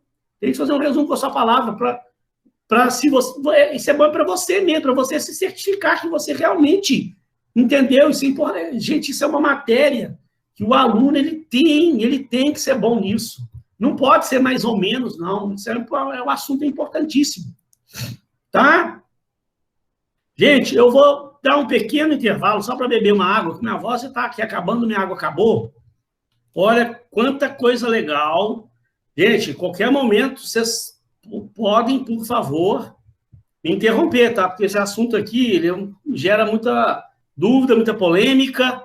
Não existe o certo, 100% certo. A gente vai discutir aqui e, às vezes, você pode ter alguma outra opinião para dar e vamos discutir, tá? Eu acho importante as coisas que a gente vai falar aqui. O que eu tenho para falar? Isso aqui foi tirado de um livro do Sami Boulos, que é um profissional dessa área, tá? Em primeiro lugar, pessoal, olha só, isso aqui é uma aula que é aquilo que eu falo, né? Você está aprendendo a analisar currículo, você está aprendendo a selecionar candidatos, mas você também está buscando oportunidades de emprego ou oportunidades melhores, né? Tem muita gente que está desempregada, tem muita gente que está empregada, mas está querendo melhorar de vida. Vocês estão num momento da vida que ainda tem uma estrada longa pela frente ainda, né? Então, vai passar por processos seletivos, vai precisar mandar currículo para a empresa, embora o currículo de papel está cada vez mais perdendo o seu espaço, mas ainda precisa de um currículozinho. Ainda não quer dizer que essas mídias digitais eliminaram o currículo por completo, não, porque ainda precisa sim. E você precisa saber o que colocar nesse currículo. Em primeiro lugar, você precisa saber que o currículo ele não tem o objetivo de contar a sua vida. Ele é uma peça de marketing. E, como tal, tem a função de atrair a atenção de quem está contratando. Gente, para você que está preocupado em melhorar o seu currículo, para arrumar uma oportunidade melhor, bota uma coisa na cabeça. Ninguém contrata você, candidato nenhum, simplesmente olhando o currículo dele. Não tem. Ninguém olha o seu currículo assim e fala assim, gente, gostei muito do currículo desse camarada, pode contratar lá para mim. Não é bem assim. Pode até acontecer uma situação inusitada, mas não é bem assim. O currículo, na verdade, você tem que ter em mente que ele serve para a pessoa olhar e falar assim, olha, gostei desse candidato. Chama ele para uma entrevista aqui. Então, o seu currículo ele tem essa função de atrair a atenção de quem está contratando. Né? O candidato é o produto principal e deve atender às necessidades do contratante. De nada valerá um currículo muito bem elaborado se o candidato não atende os pré-requisitos da vaga. Porém, um currículo mal feito, né? Então, o que o cara está falando?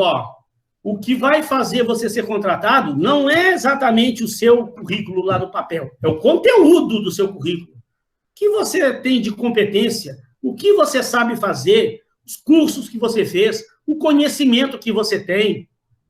Né? As pessoas contratam o seu conhecimento, as competências que você tem.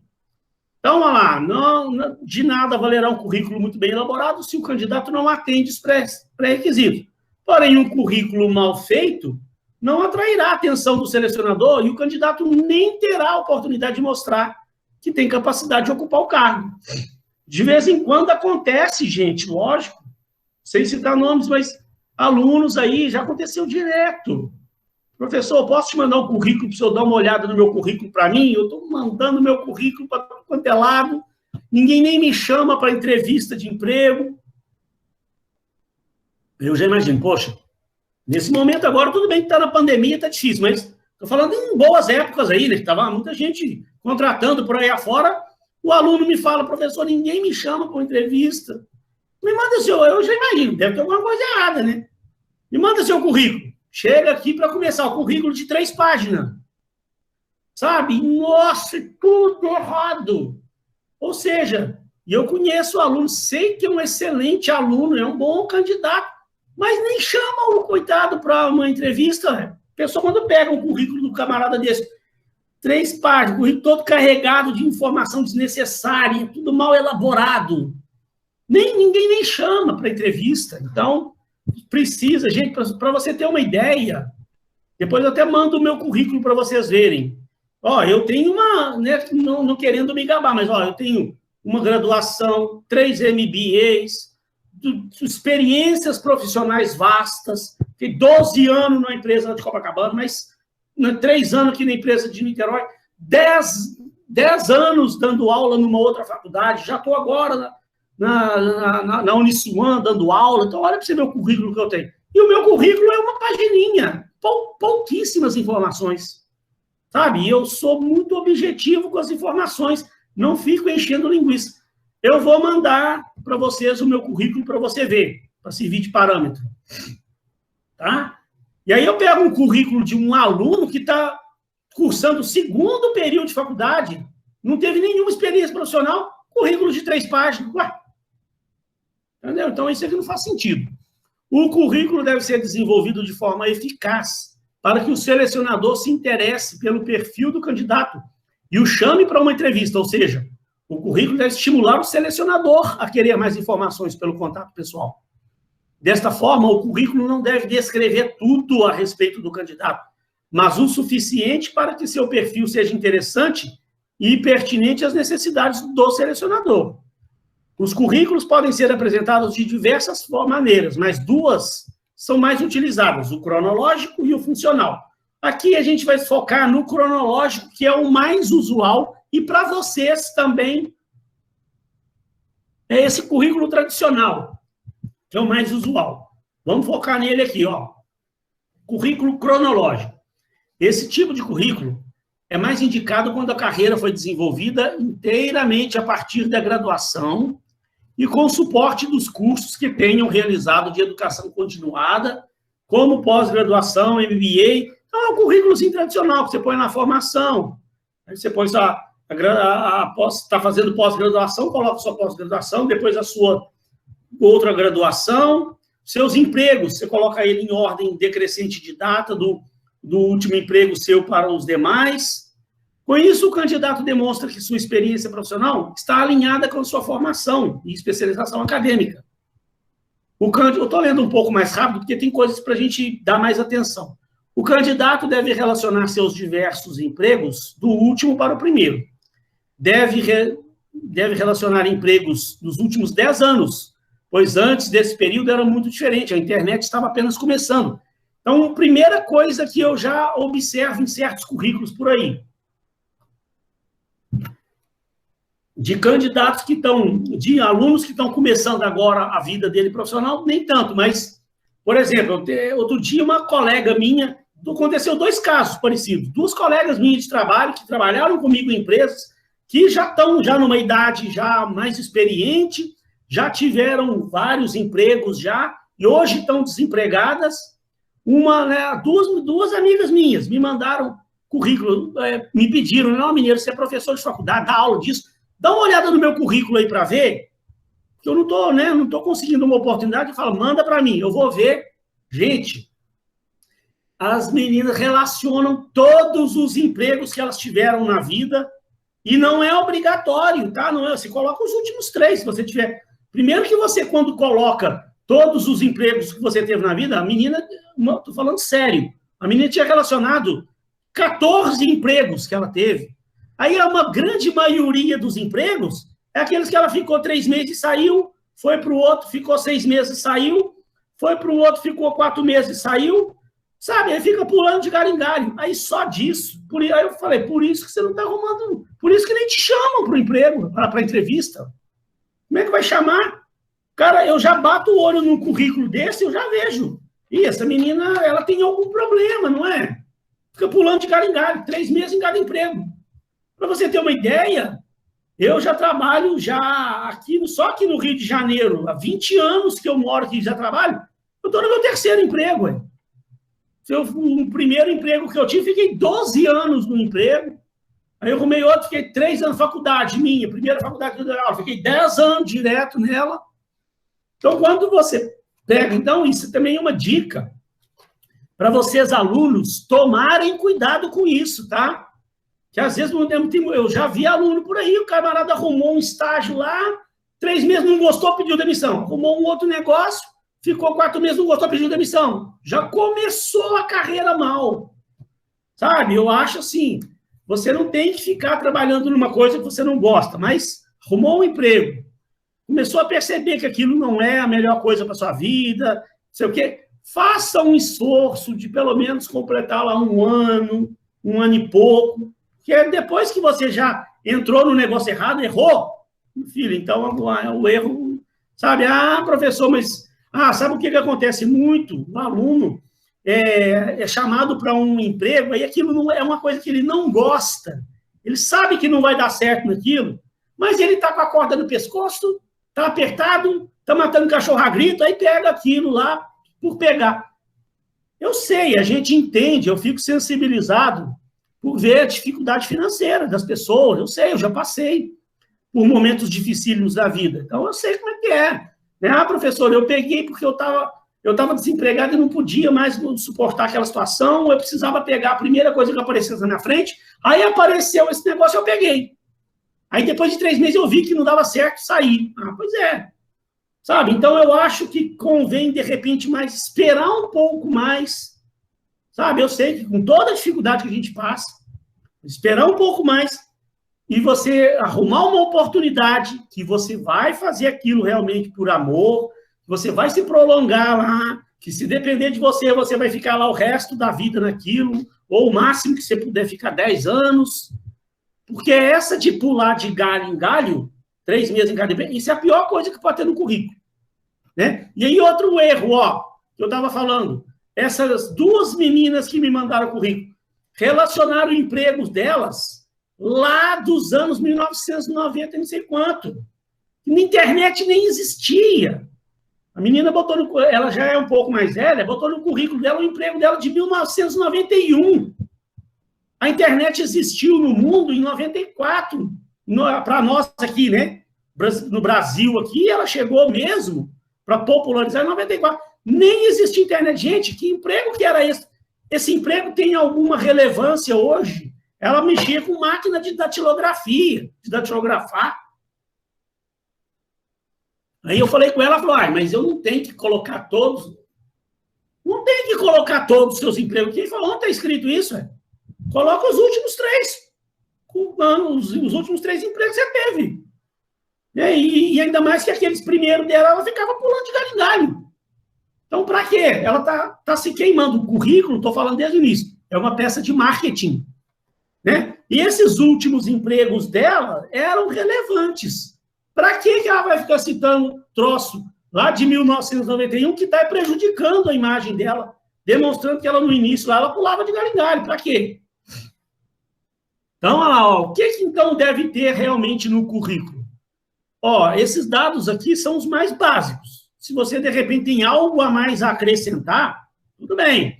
De repente, se tem algum aqui que você pode tirar, por exemplo, viagem internacional. Você nunca fez viagem internacional, então também pode tirar, não tem problema. Mas, basicamente, o currículo deve ter uma estrutura parecida com isso.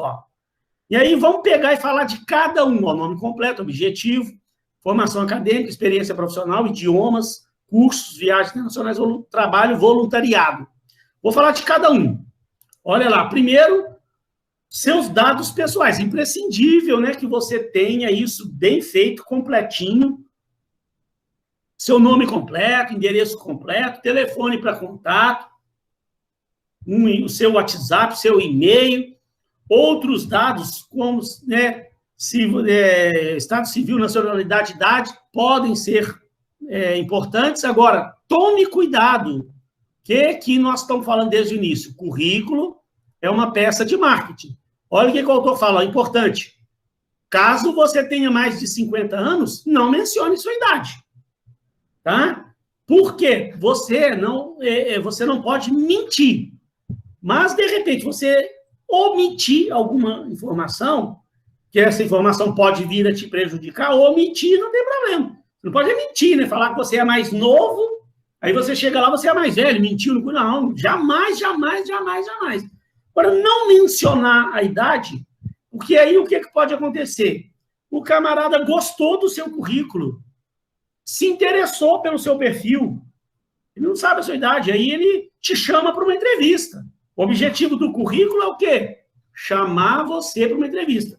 Aí, lá na entrevista, olho no olho, cara a cara com o entrevistador, de repente você mostra para ele que você é um excelente candidato, que você tem conhecimentos diversos que podem ser muito úteis para a empresa e que aquela questão da sua idade um pouco mais avançada não vai ser problema.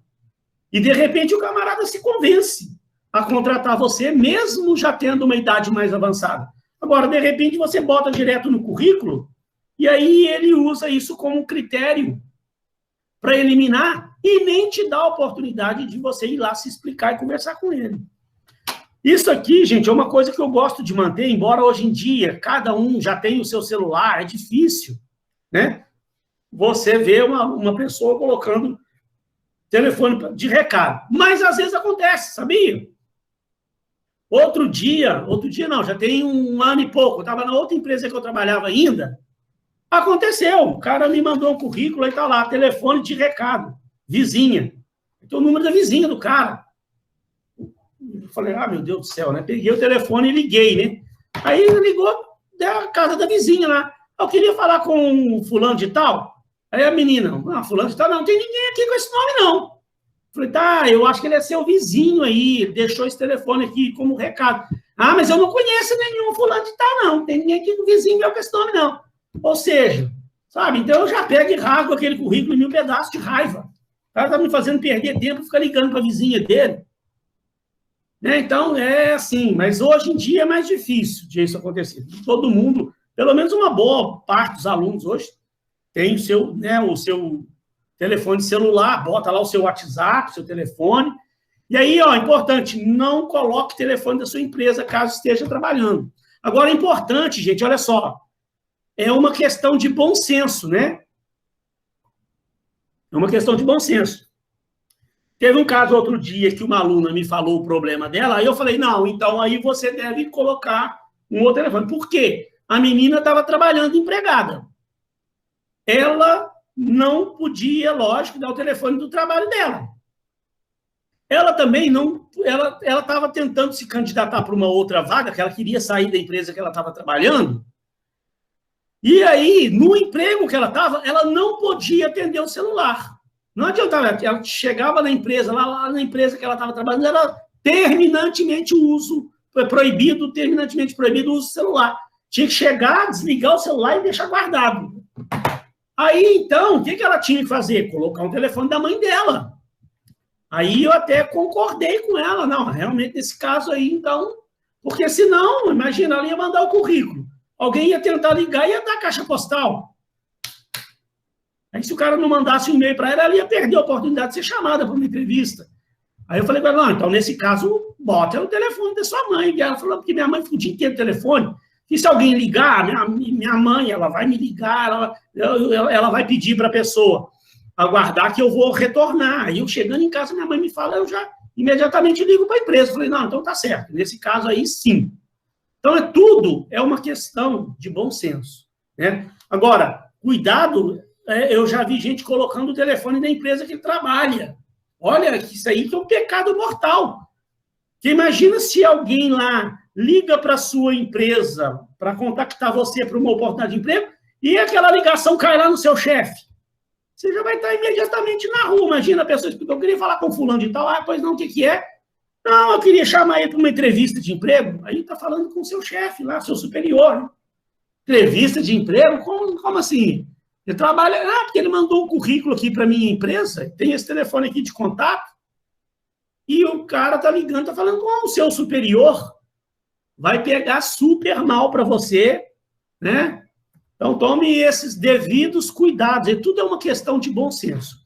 Tem um outro assunto aqui, gente, olha, que é muito polêmico. Muito polêmico, tá? Eu vou falar o porquê.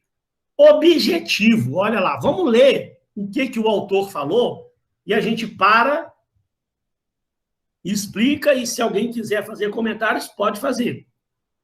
Objetivo, especifique o cargo que você está pretendendo ocupar, como, por exemplo, assistente administrativo, assistente financeiro, gerente de marketing, gerente comercial. Facilite, gente, você está preparando o seu currículo, facilite a vida do entrevistador, né? Coloca lá o objetivo, para que você está se candidatando. Vocês aí, a maioria, estão fazendo curso de RH. Está buscando o quê? Uma vaga de quê? De assistente de RH? Então, coloca logo lá uma vaga de assistente de RH. De preferência, ainda coloque, gente, aprenda a personalizar seu currículo, que pouco candidato faz. Como assim, professor? Personalizar o meu currículo? Sim. Prepara o currículo para aquela vaga específica que você está mandando ele. E coloque o nome da empresa. Por exemplo, se você surgiu uma vaga, um exemplo, né? Para assistente de RH na White Martins. Você vai preparar o currículo para mandar currículo para vaga de assistente na White. Coloque no currículo uma vaga de assistente de RH na White Martins. Sabe por quê? Quem está analisando vai ter uma boa impressão de você. Vai pensar assim, não, a pessoa está mandando esse currículo para a minha empresa. Né? Isso é muito bom. Porque senão dá uma impressão que você está tirando para todo lado. Porque tem gente que coloca lá, né? Uma vaga em qualquer área. Aí o cara, qualquer coisa para ele serve. Né? Ou, tem gente, sabe o que tem gente que faz? Eu já vi, até hoje nós no século XXI, mas é a inocência das pessoas. O cara faz um currículo só, xeroca. Tira lá 50 cópias do currículo xerox e sai distribuindo por aí afora. Isso dá essa impressão para o selecionador, que você está tirando para tudo quanto é lado, que você fez um currículo genérico, tirou 50 cópias e está por aí para distribuindo esse currículo, essa cópia desse currículo seu para Deus e o mundo. Não dá uma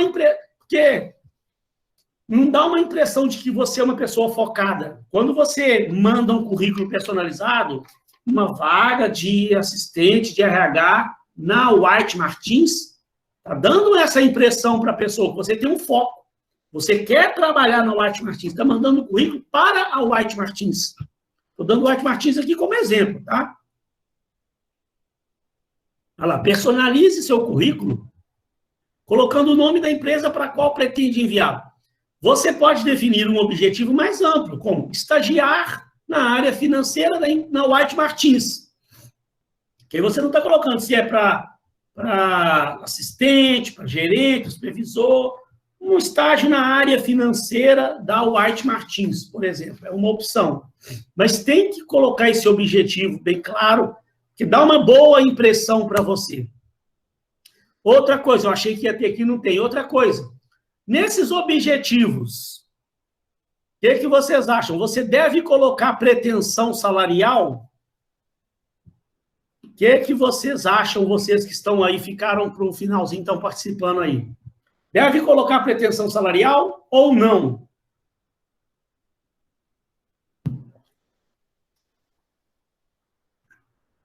Alguém saberia me responder? Danilo ainda está aí? Eu acho que precisa botar sim, professor. Precisa? Por quê? Eu acho, na minha opinião, eu acho que sim. Eu acho que o entrevistador ele vai ter uma noção, mais ou menos, né, de como o funcionário... Não como o funcionário pensa, mas a pretensão dele, ou talvez, dependendo das experiências passadas dele, E a eu acho que ele Fernanda? já pode ter mais ou menos uma noção, né, de como aquele funcionário vai trabalhar. E eu acho que ele também, o funcionário, ele se valoriza, né? Ótima observação. Está perfeito sua observação. E a Fernanda? Parece que a Fernanda ia abrir o microfone, ela ia falar? Oi, professor. Eu acho que depende. Pode ser, para algumas empresas eu acho que é válido colocar, se elas pedirem, outras não. Isso. Depende, senhor. Então, o que eu vou falar? Gente, isso é uma opinião que eu tenho, que eu ouvi especialistas da área falando, e aí eu pensei, pô, esse cara tá certo. Eu já tenho aqui em casa, aqui nessa pilha de livros aqui, diversos livros sobre carreira, tá? Então, o que eu acho, que é a minha opinião baseada em outros autores, e que você pode seguir ela ou não. Eu penso assim, ó, se você está procurando o seu primeiro emprego, ou você tem pouca experiência, você está procurando empregos ainda na área aí de assistente, não é? Você está no segundo, terceiro, quarto período da sua faculdade ainda, você não é uma pessoa com uma experiência muito grande. Então, de repente, você não precisa colocar o seu objetivo, a sua pretensão salarial, não. Aí eu acho que pode ser que não deva colocar. Agora, à medida que você vai se graduando, que você já vai sendo um profissional mais experiente, né? Daqui, você já se formou, já fez o seu MBA, você já teve uma experiência já de 8 anos numa empresa, chegou até a ser já promovido para posições maiores, já chegou a ter salários altos naquelas experiências que você teve, e aí você foi desligado. E foi procurar uma nova experiência, então aí, de repente, eu acho que você deve mencionar a sua pretensão salarial, sim, por diversas coisas, ó. Primeiro, ó, você, como lá o Dari falou, você está se valorizando, não é mesmo? Eu, por exemplo, vamos pegar um exemplo aqui meu, né? Não vou aqui falar quanto que eu ganho, não, mas vamos tentar dar um exemplo numérico. Eu já tive uma experiência de 12 anos como gerente comercial lá naquela empresa, Copacabana. Fui para outra empresa aqui de Niterói, já como gerente comercial regional, já um posto mais acima. Então, já cheguei né, eu tive já um salário legal já, e já 10 anos dando aula. Então, eu sou um profissional já formado com uma certa bagagem. Então, vamos supor que eu hoje esteja desempregado e vou voltar para o mercado de trabalho com o meu currículo aí na mão, aí vou bater na porta de outras empresas. Então, vou dar um exemplo aqui, tá? Não é o que eu ganho, não. Eu vou colocar lá no meu currículo. Por exemplo, pretensão salarial, R$7.000 mais comissão. Exemplo, tá, gente? R$7.000 mais comissão.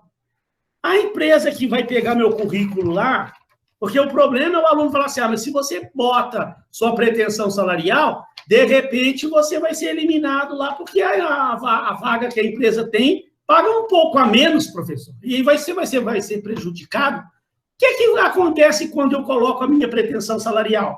Eles não vão sair me eliminando assim de cara, não. Eu botei no meu exemplo, pretensão salarial, 7.000 mais comissões. Aí uma empresa lá recebeu o meu currículo, ela tem uma oportunidade, né? Vamos supor que seja uma empresa muito boa, que tem uma oportunidade boa lá, com a oportunidade de crescer dentro da empresa, mas ela está disposta a pagar não é 7.000, é 6. Um pouco a menos do que eu estou pretendendo ganhar. O que vai acontecer? Essa empresa não vai me descartar, não, né?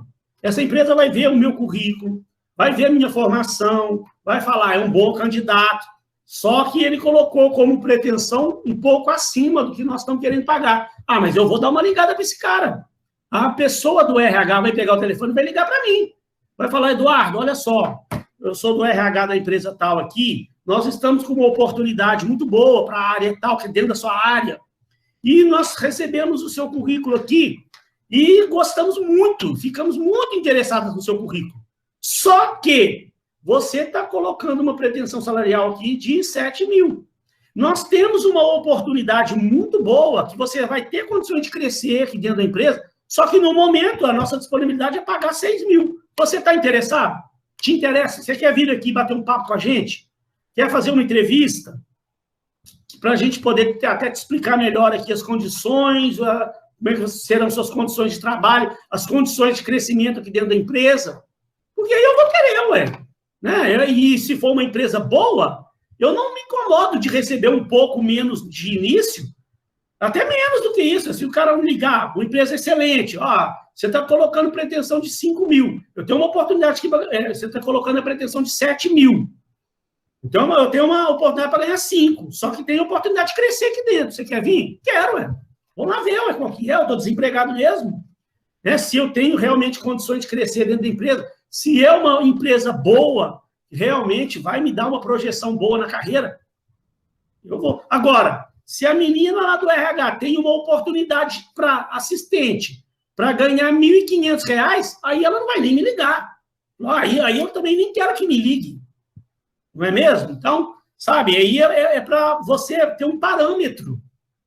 Porque também seria muito chato para mim. Imagina, eu estou, de repente, numa reunião, fazendo alguma coisa importante, aí toca o meu telefone, é uma menina lá, se eu não botei pretensão salarial no meu currículo. Aí uma pessoa me liga, me interrompe a minha vida aqui para me oferecer uma oportunidade para ir lá fazer entrevista para ganhar R$ 1.800. Eu já vou falar, nem adianta, não quero. Eu não vou jamais aceitar uma oportunidade para ganhar R$ 1.800. Então, aí essa pessoa nem vai me ligar. Ela não vai perder o tempo dela e eu não vou perder o meu tempo ouvindo a ligação dela. Então, assim, é por isso que eu falo. Se você está numa fase da vida, começando a sua carreira, então eu acho que, de repente, não há necessidade de você colocar pretensão salarial, a não ser que você já tenha, realmente, uma pretensão salarial. À medida que você vai crescendo profissionalmente, você vai se graduando, vai conquistando posições, vai conquistando aumentos de salário, você vai fazendo cursos, vai adquirindo bagagem, aí eu acho que você deve colocar pretensão salarial no seu currículo, que, como o Dani falou, isso até te valoriza. Quando eu vou mandar meu currículo, eu quero ganhar tanto, a minha pretensão é tanto. Está me dando uma impressão de que realmente eu sou um bom profissional e mereço aquilo. Estou buscando ganhar aquilo, me valoriza como profissional. E evita de eu ficar recebendo ligações desnecessárias para coisas que não me interessam. Tá? Esse é o meu ponto de vista, tá, pessoal? Você pode, de repente, ter um outro ponto de vista, mas currículo aqui não existe, tem que ser daquele jeito. Eu acho que é uma questão de bom senso, aí cabe a você avaliar se você deve colocar ou não. Formação acadêmica. Descreva os cursos que você fez em ordem cronológica decrescente, relacionando o nome da instituição e o ano de conclusão. E é importante aqui, gente, se você já se graduou e está fazendo uma pós-graduação, Então, coloque lá a sua graduação com o ano que você concluiu, é importante para a pessoa que está avaliando. E se você está fazendo a sua graduação e ainda não concluiu, coloque o ano previsto, a previsão. Ó, caso ainda esteja cursando, coloque um ano previsto para a sua conclusão. Ó, previsão de conclusão, julho de 2021, porque facilita a vida do seu selecionador lá. Tudo que eu acho que você puder fazer para facilitar a vida da pessoa que está avaliando o currículo, você vai ver quando você for avaliador, para você ver. Quando você estiver fazendo esse processo seletivo. Isso, para mim, dá uma impressão boa do candidato, facilitou minha vida, ele já colocou lá quantos anos ele tem, pretensão salarial dele, colocou lá o ano que ele vai se formar, sabe? Me dá uma ideia de que a pessoa é organizada com as suas coisas, passa uma boa impressão. Aqui, gente, a formação acadêmica, não mencione cursos de curta duração, seminário, palestra, esses cursos pequenos que você fez, mesmo que seja um curso de uma semana, esses cursos têm um campo mais no final para você colocar. Aqui é formação acadêmica, graduação, pós-graduações, cursos de especialização e assim vai, tá? Experiência profissional. Aqui eu tenho uma dica importantíssima. Eu já falei demais com vocês em outras aulas. Eu acho importante, ó. Relacione as empresas onde trabalhou em ordem decrescente, respeitando aquele período, eu acho até 10 anos, hoje até muito, mas pelo menos 10 anos, tá? Não coloque cursos lá de 1900 de Adão e Eva, a não ser que essa experiência sua do passado seja extremamente relevante para a oportunidade que você está concorrendo agora, tá? Mas, sabe, coisas que você trabalhou há 15 anos atrás, 20 anos atrás, o mundo, gente, nem smartphone não existia aplicativo, nem internet direito não existia, a forma de trabalhar era completamente diferente da forma de trabalhar hoje, sabe? Não existiam os equipamentos modernos, sistemas de gestão que existem hoje. Então, é uma experiência que dificilmente ela vai ser relevante para a vaga que você está se candidatando hoje. Mas, se você julgar que ela pode ser importante, então, aí fica a seu critério. Agora, que importante, ó, coloque o nome da empresa com um breve histórico da organização. Aqui o autor fala, mas, gente, isso aqui é caso você tenha trabalhado numa empresa que seja desconhecida, então pode você colocar pelo menos o ramo, não coloque em termos de faturamento aqui, eu acho que é excesso, mas pelo menos o segmento daquela empresa, tá? É muito bom para o selecionador entender. Pode ser por exemplo, eu posso ter trabalhado numa empresa lá em Minas, depois eu vim trabalhar aqui. E aquela empresa lá de Minas, aqui ninguém conhece ela. Então, pelo menos o segmento daquela empresa lá, para dar uma ideia para o selecionador daqui, entender que ramo que você atuou. Agora, cargo que você ocupou, período em que trabalhou, mencionando o mês e o ano de início e término da função. Por exemplo, se você começou como assistente de RH, depois passou para gerente de RH. Então, deve mencionar essa mudança e colocando o período que você iniciou como assistente e quando você concluiu como assistente. Período que você iniciou como gerente, período que você saiu da função de gerente. Isso é bom, tá? Você mencionar. Sempre de forma bem resumida, gente. Currículo não tem pretensão de você ficar lá colocando excessos de informações, textos redundantes, grandes, cansativos. Não, tem tudo resumido. Agora, uma coisa que eu acho fundamental, isso eu vou mandar depois aqui o meu currículo para você vai ver que eu coloco. Resultados alcançados. É muito raro eu ver isso em currículos. Agora, pode ser que você esteja no início da sua vida profissional e você ainda não tenha muito resultado para colocar. Então, é uma dica que eu dou. Nos seus próximas oportunidades de emprego que você tiver, procure ver o que você pode contribuir, que tipo de resultado você pode dar para a empresa, tente dar resultado para a empresa, para você ter o que colocar nos próximos currículos que você for fazer, porque é muito bom. Olha lá, o currículo ele é uma peça de marketing. Neste item, você deve colocar os resultados alcançados na empresa, se possível, dados concretos e numéricos, que possam ser avaliados pelo selecionador e que mostre a ele o quanto você contribuiu com a empresa. Por exemplo, no meu lá, naquela empresa de Copacabana, eu coloco, fui diretamente responsável pela captação de 450 condomínios, que representaram um aumento de tantos por cento na carteira da empresa. Só. O camarada que está avaliando, ele vê e fala, nossa, esse camarada aqui, olha para você ver, período que ele ficou lá como gerente lá, foi responsável pela captação de 450 contratos para a empresa. Aumento que proporcionou um crescimento de tantos por cento na empresa. Então, um cara desse é que eu preciso, que dê resultado. Ah, professor, mas o senhor trabalhou na área de vendas, é fácil de mostrar os resultados? Não, qualquer área você pode mostrar resultados, eu já falei aqui. Você trabalha na área financeira, você foi responsável por reduzir custo da empresa em tantos por cento. Você implementou um sistema que otimizou o trabalho da empresa e de reduzir o prazo de entrega de determinados produtos da empresa. Você foi responsável por implementar um sistema que reduziu o prazo de contratação de novos funcionários da empresa. Você foi responsável por implementar um sistema interno lá que reduziu a rotatividade da empresa em 20%. Tudo isso são resultados que você precisa trazer para a empresa para ter o que mostrar, falar no seu currículo. Tá? O que mais? Idiomas, está encerrando já. Idiomas. Mencione cada idioma e a proficiência de cada um. Agora, gente, importantíssimo.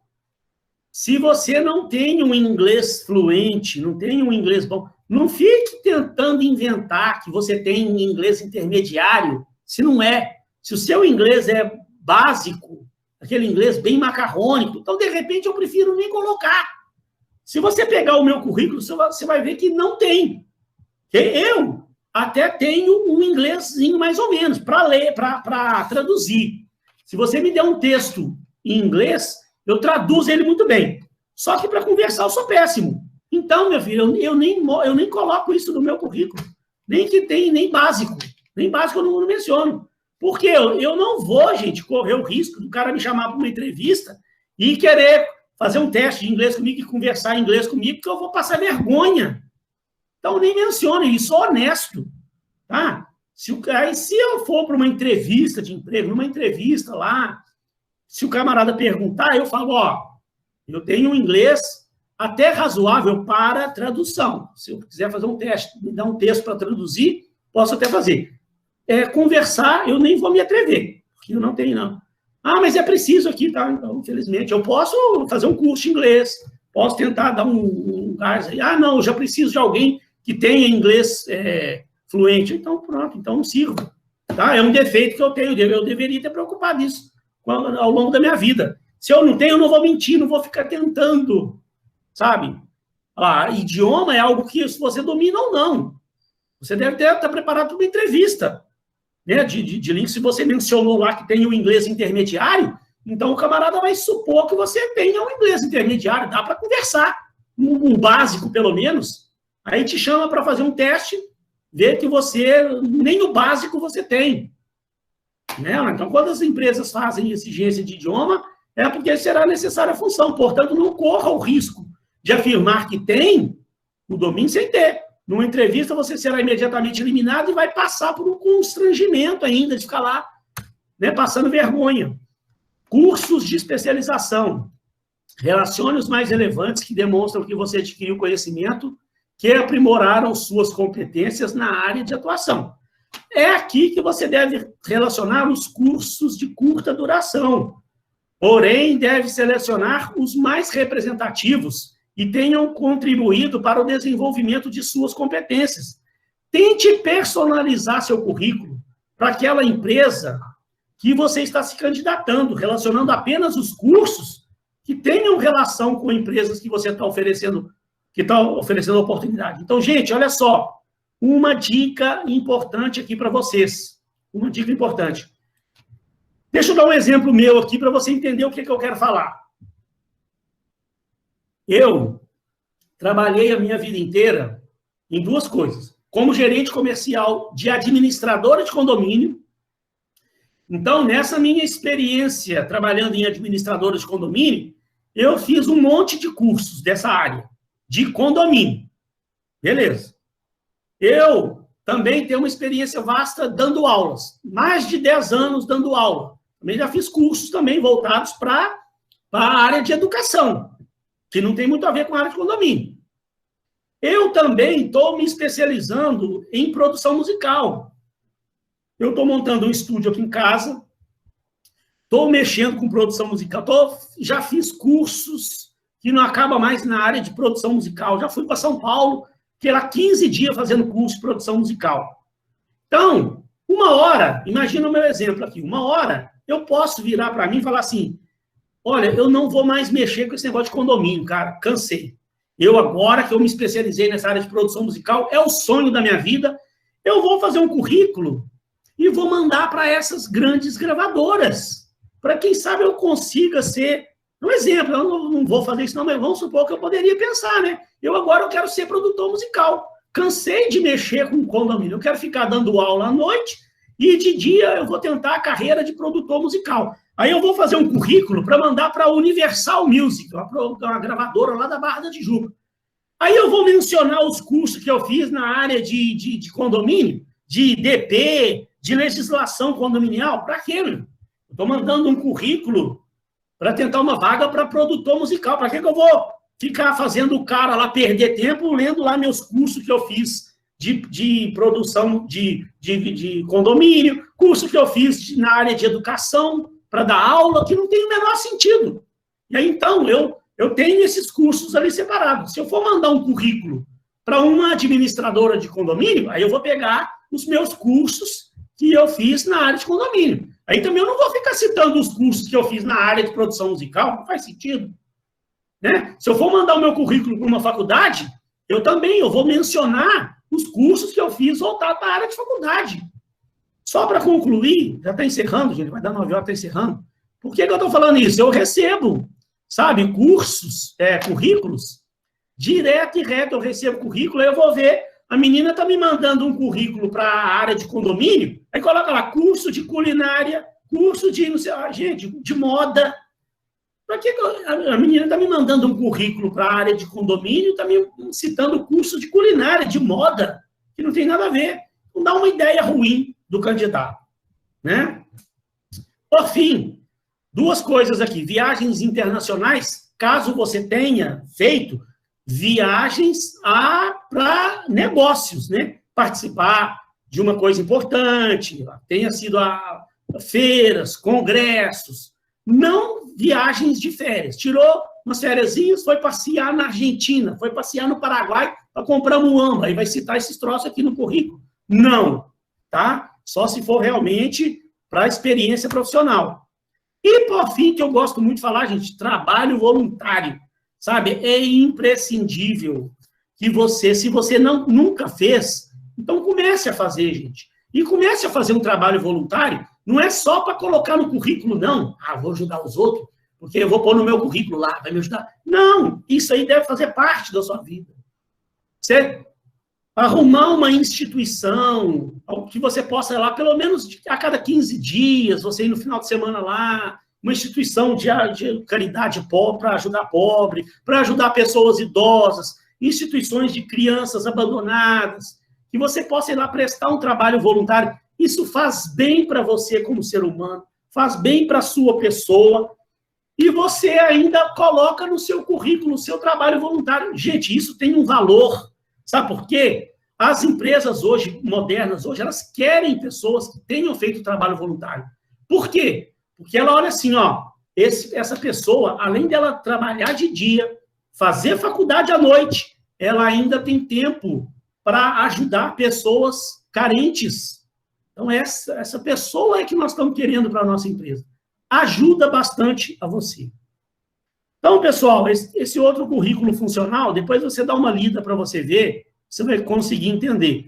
Eu queria passar com vocês essas coisas de como você dá uma melhorada no seu currículo e o que você tem que analisar no seu currículo, né? Os critérios que você precisa avaliar. Espero que tenha contribuído. E aí, gente, ó, eu vou me comprometer com vocês, assim que voltar às aulas, que a gente tiver aulas presenciais, podem me procurar na faculdade para a gente tentar marcar um dia, no final do dia, chega mais cedo na faculdade, né, de 4h30 às 6, ou de 5 às 6, para a gente poder trabalhar isso melhor na sala de aula lá.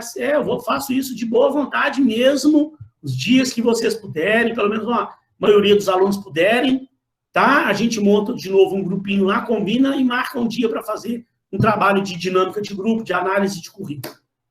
E aí, esse período, eu fico aqui ainda mais um tempinho, caso alguém queira fazer alguma observação sobre isso que eu falei de currículo, ou fazer alguma pergunta, tirar alguma dúvida. Estou aqui à disposição ainda, não tem pressa para dormir, não. Se ninguém tiver dúvida nenhuma, só desejo a vocês uma excelente prova, né? Excelentes provas, várias provas aí, tá, pessoal? Se alguém quiser perguntar alguma coisa, fazer alguma observação, ainda tem tempo ainda aqui. Se não, estão todos liberados e eu só tenho a agradecer vocês por terem ficado hoje aí até 9 horas aqui, né? Tá? Nayara, eu que agradeço, querida. A Nayara falou ali que tirou as dúvidas delas e tal.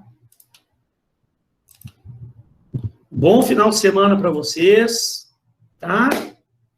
Boas provas, boa noite, tá? Qualquer dúvida depois também, gente, surgir, manda lá um WhatsApp para mim, depois você viu esse negócio de currículo aí, quem quiser mandar o currículo para eu dar uma olhada, eu olho sempre, tá? Não me incomodo, não. Fiquem todos com Deus.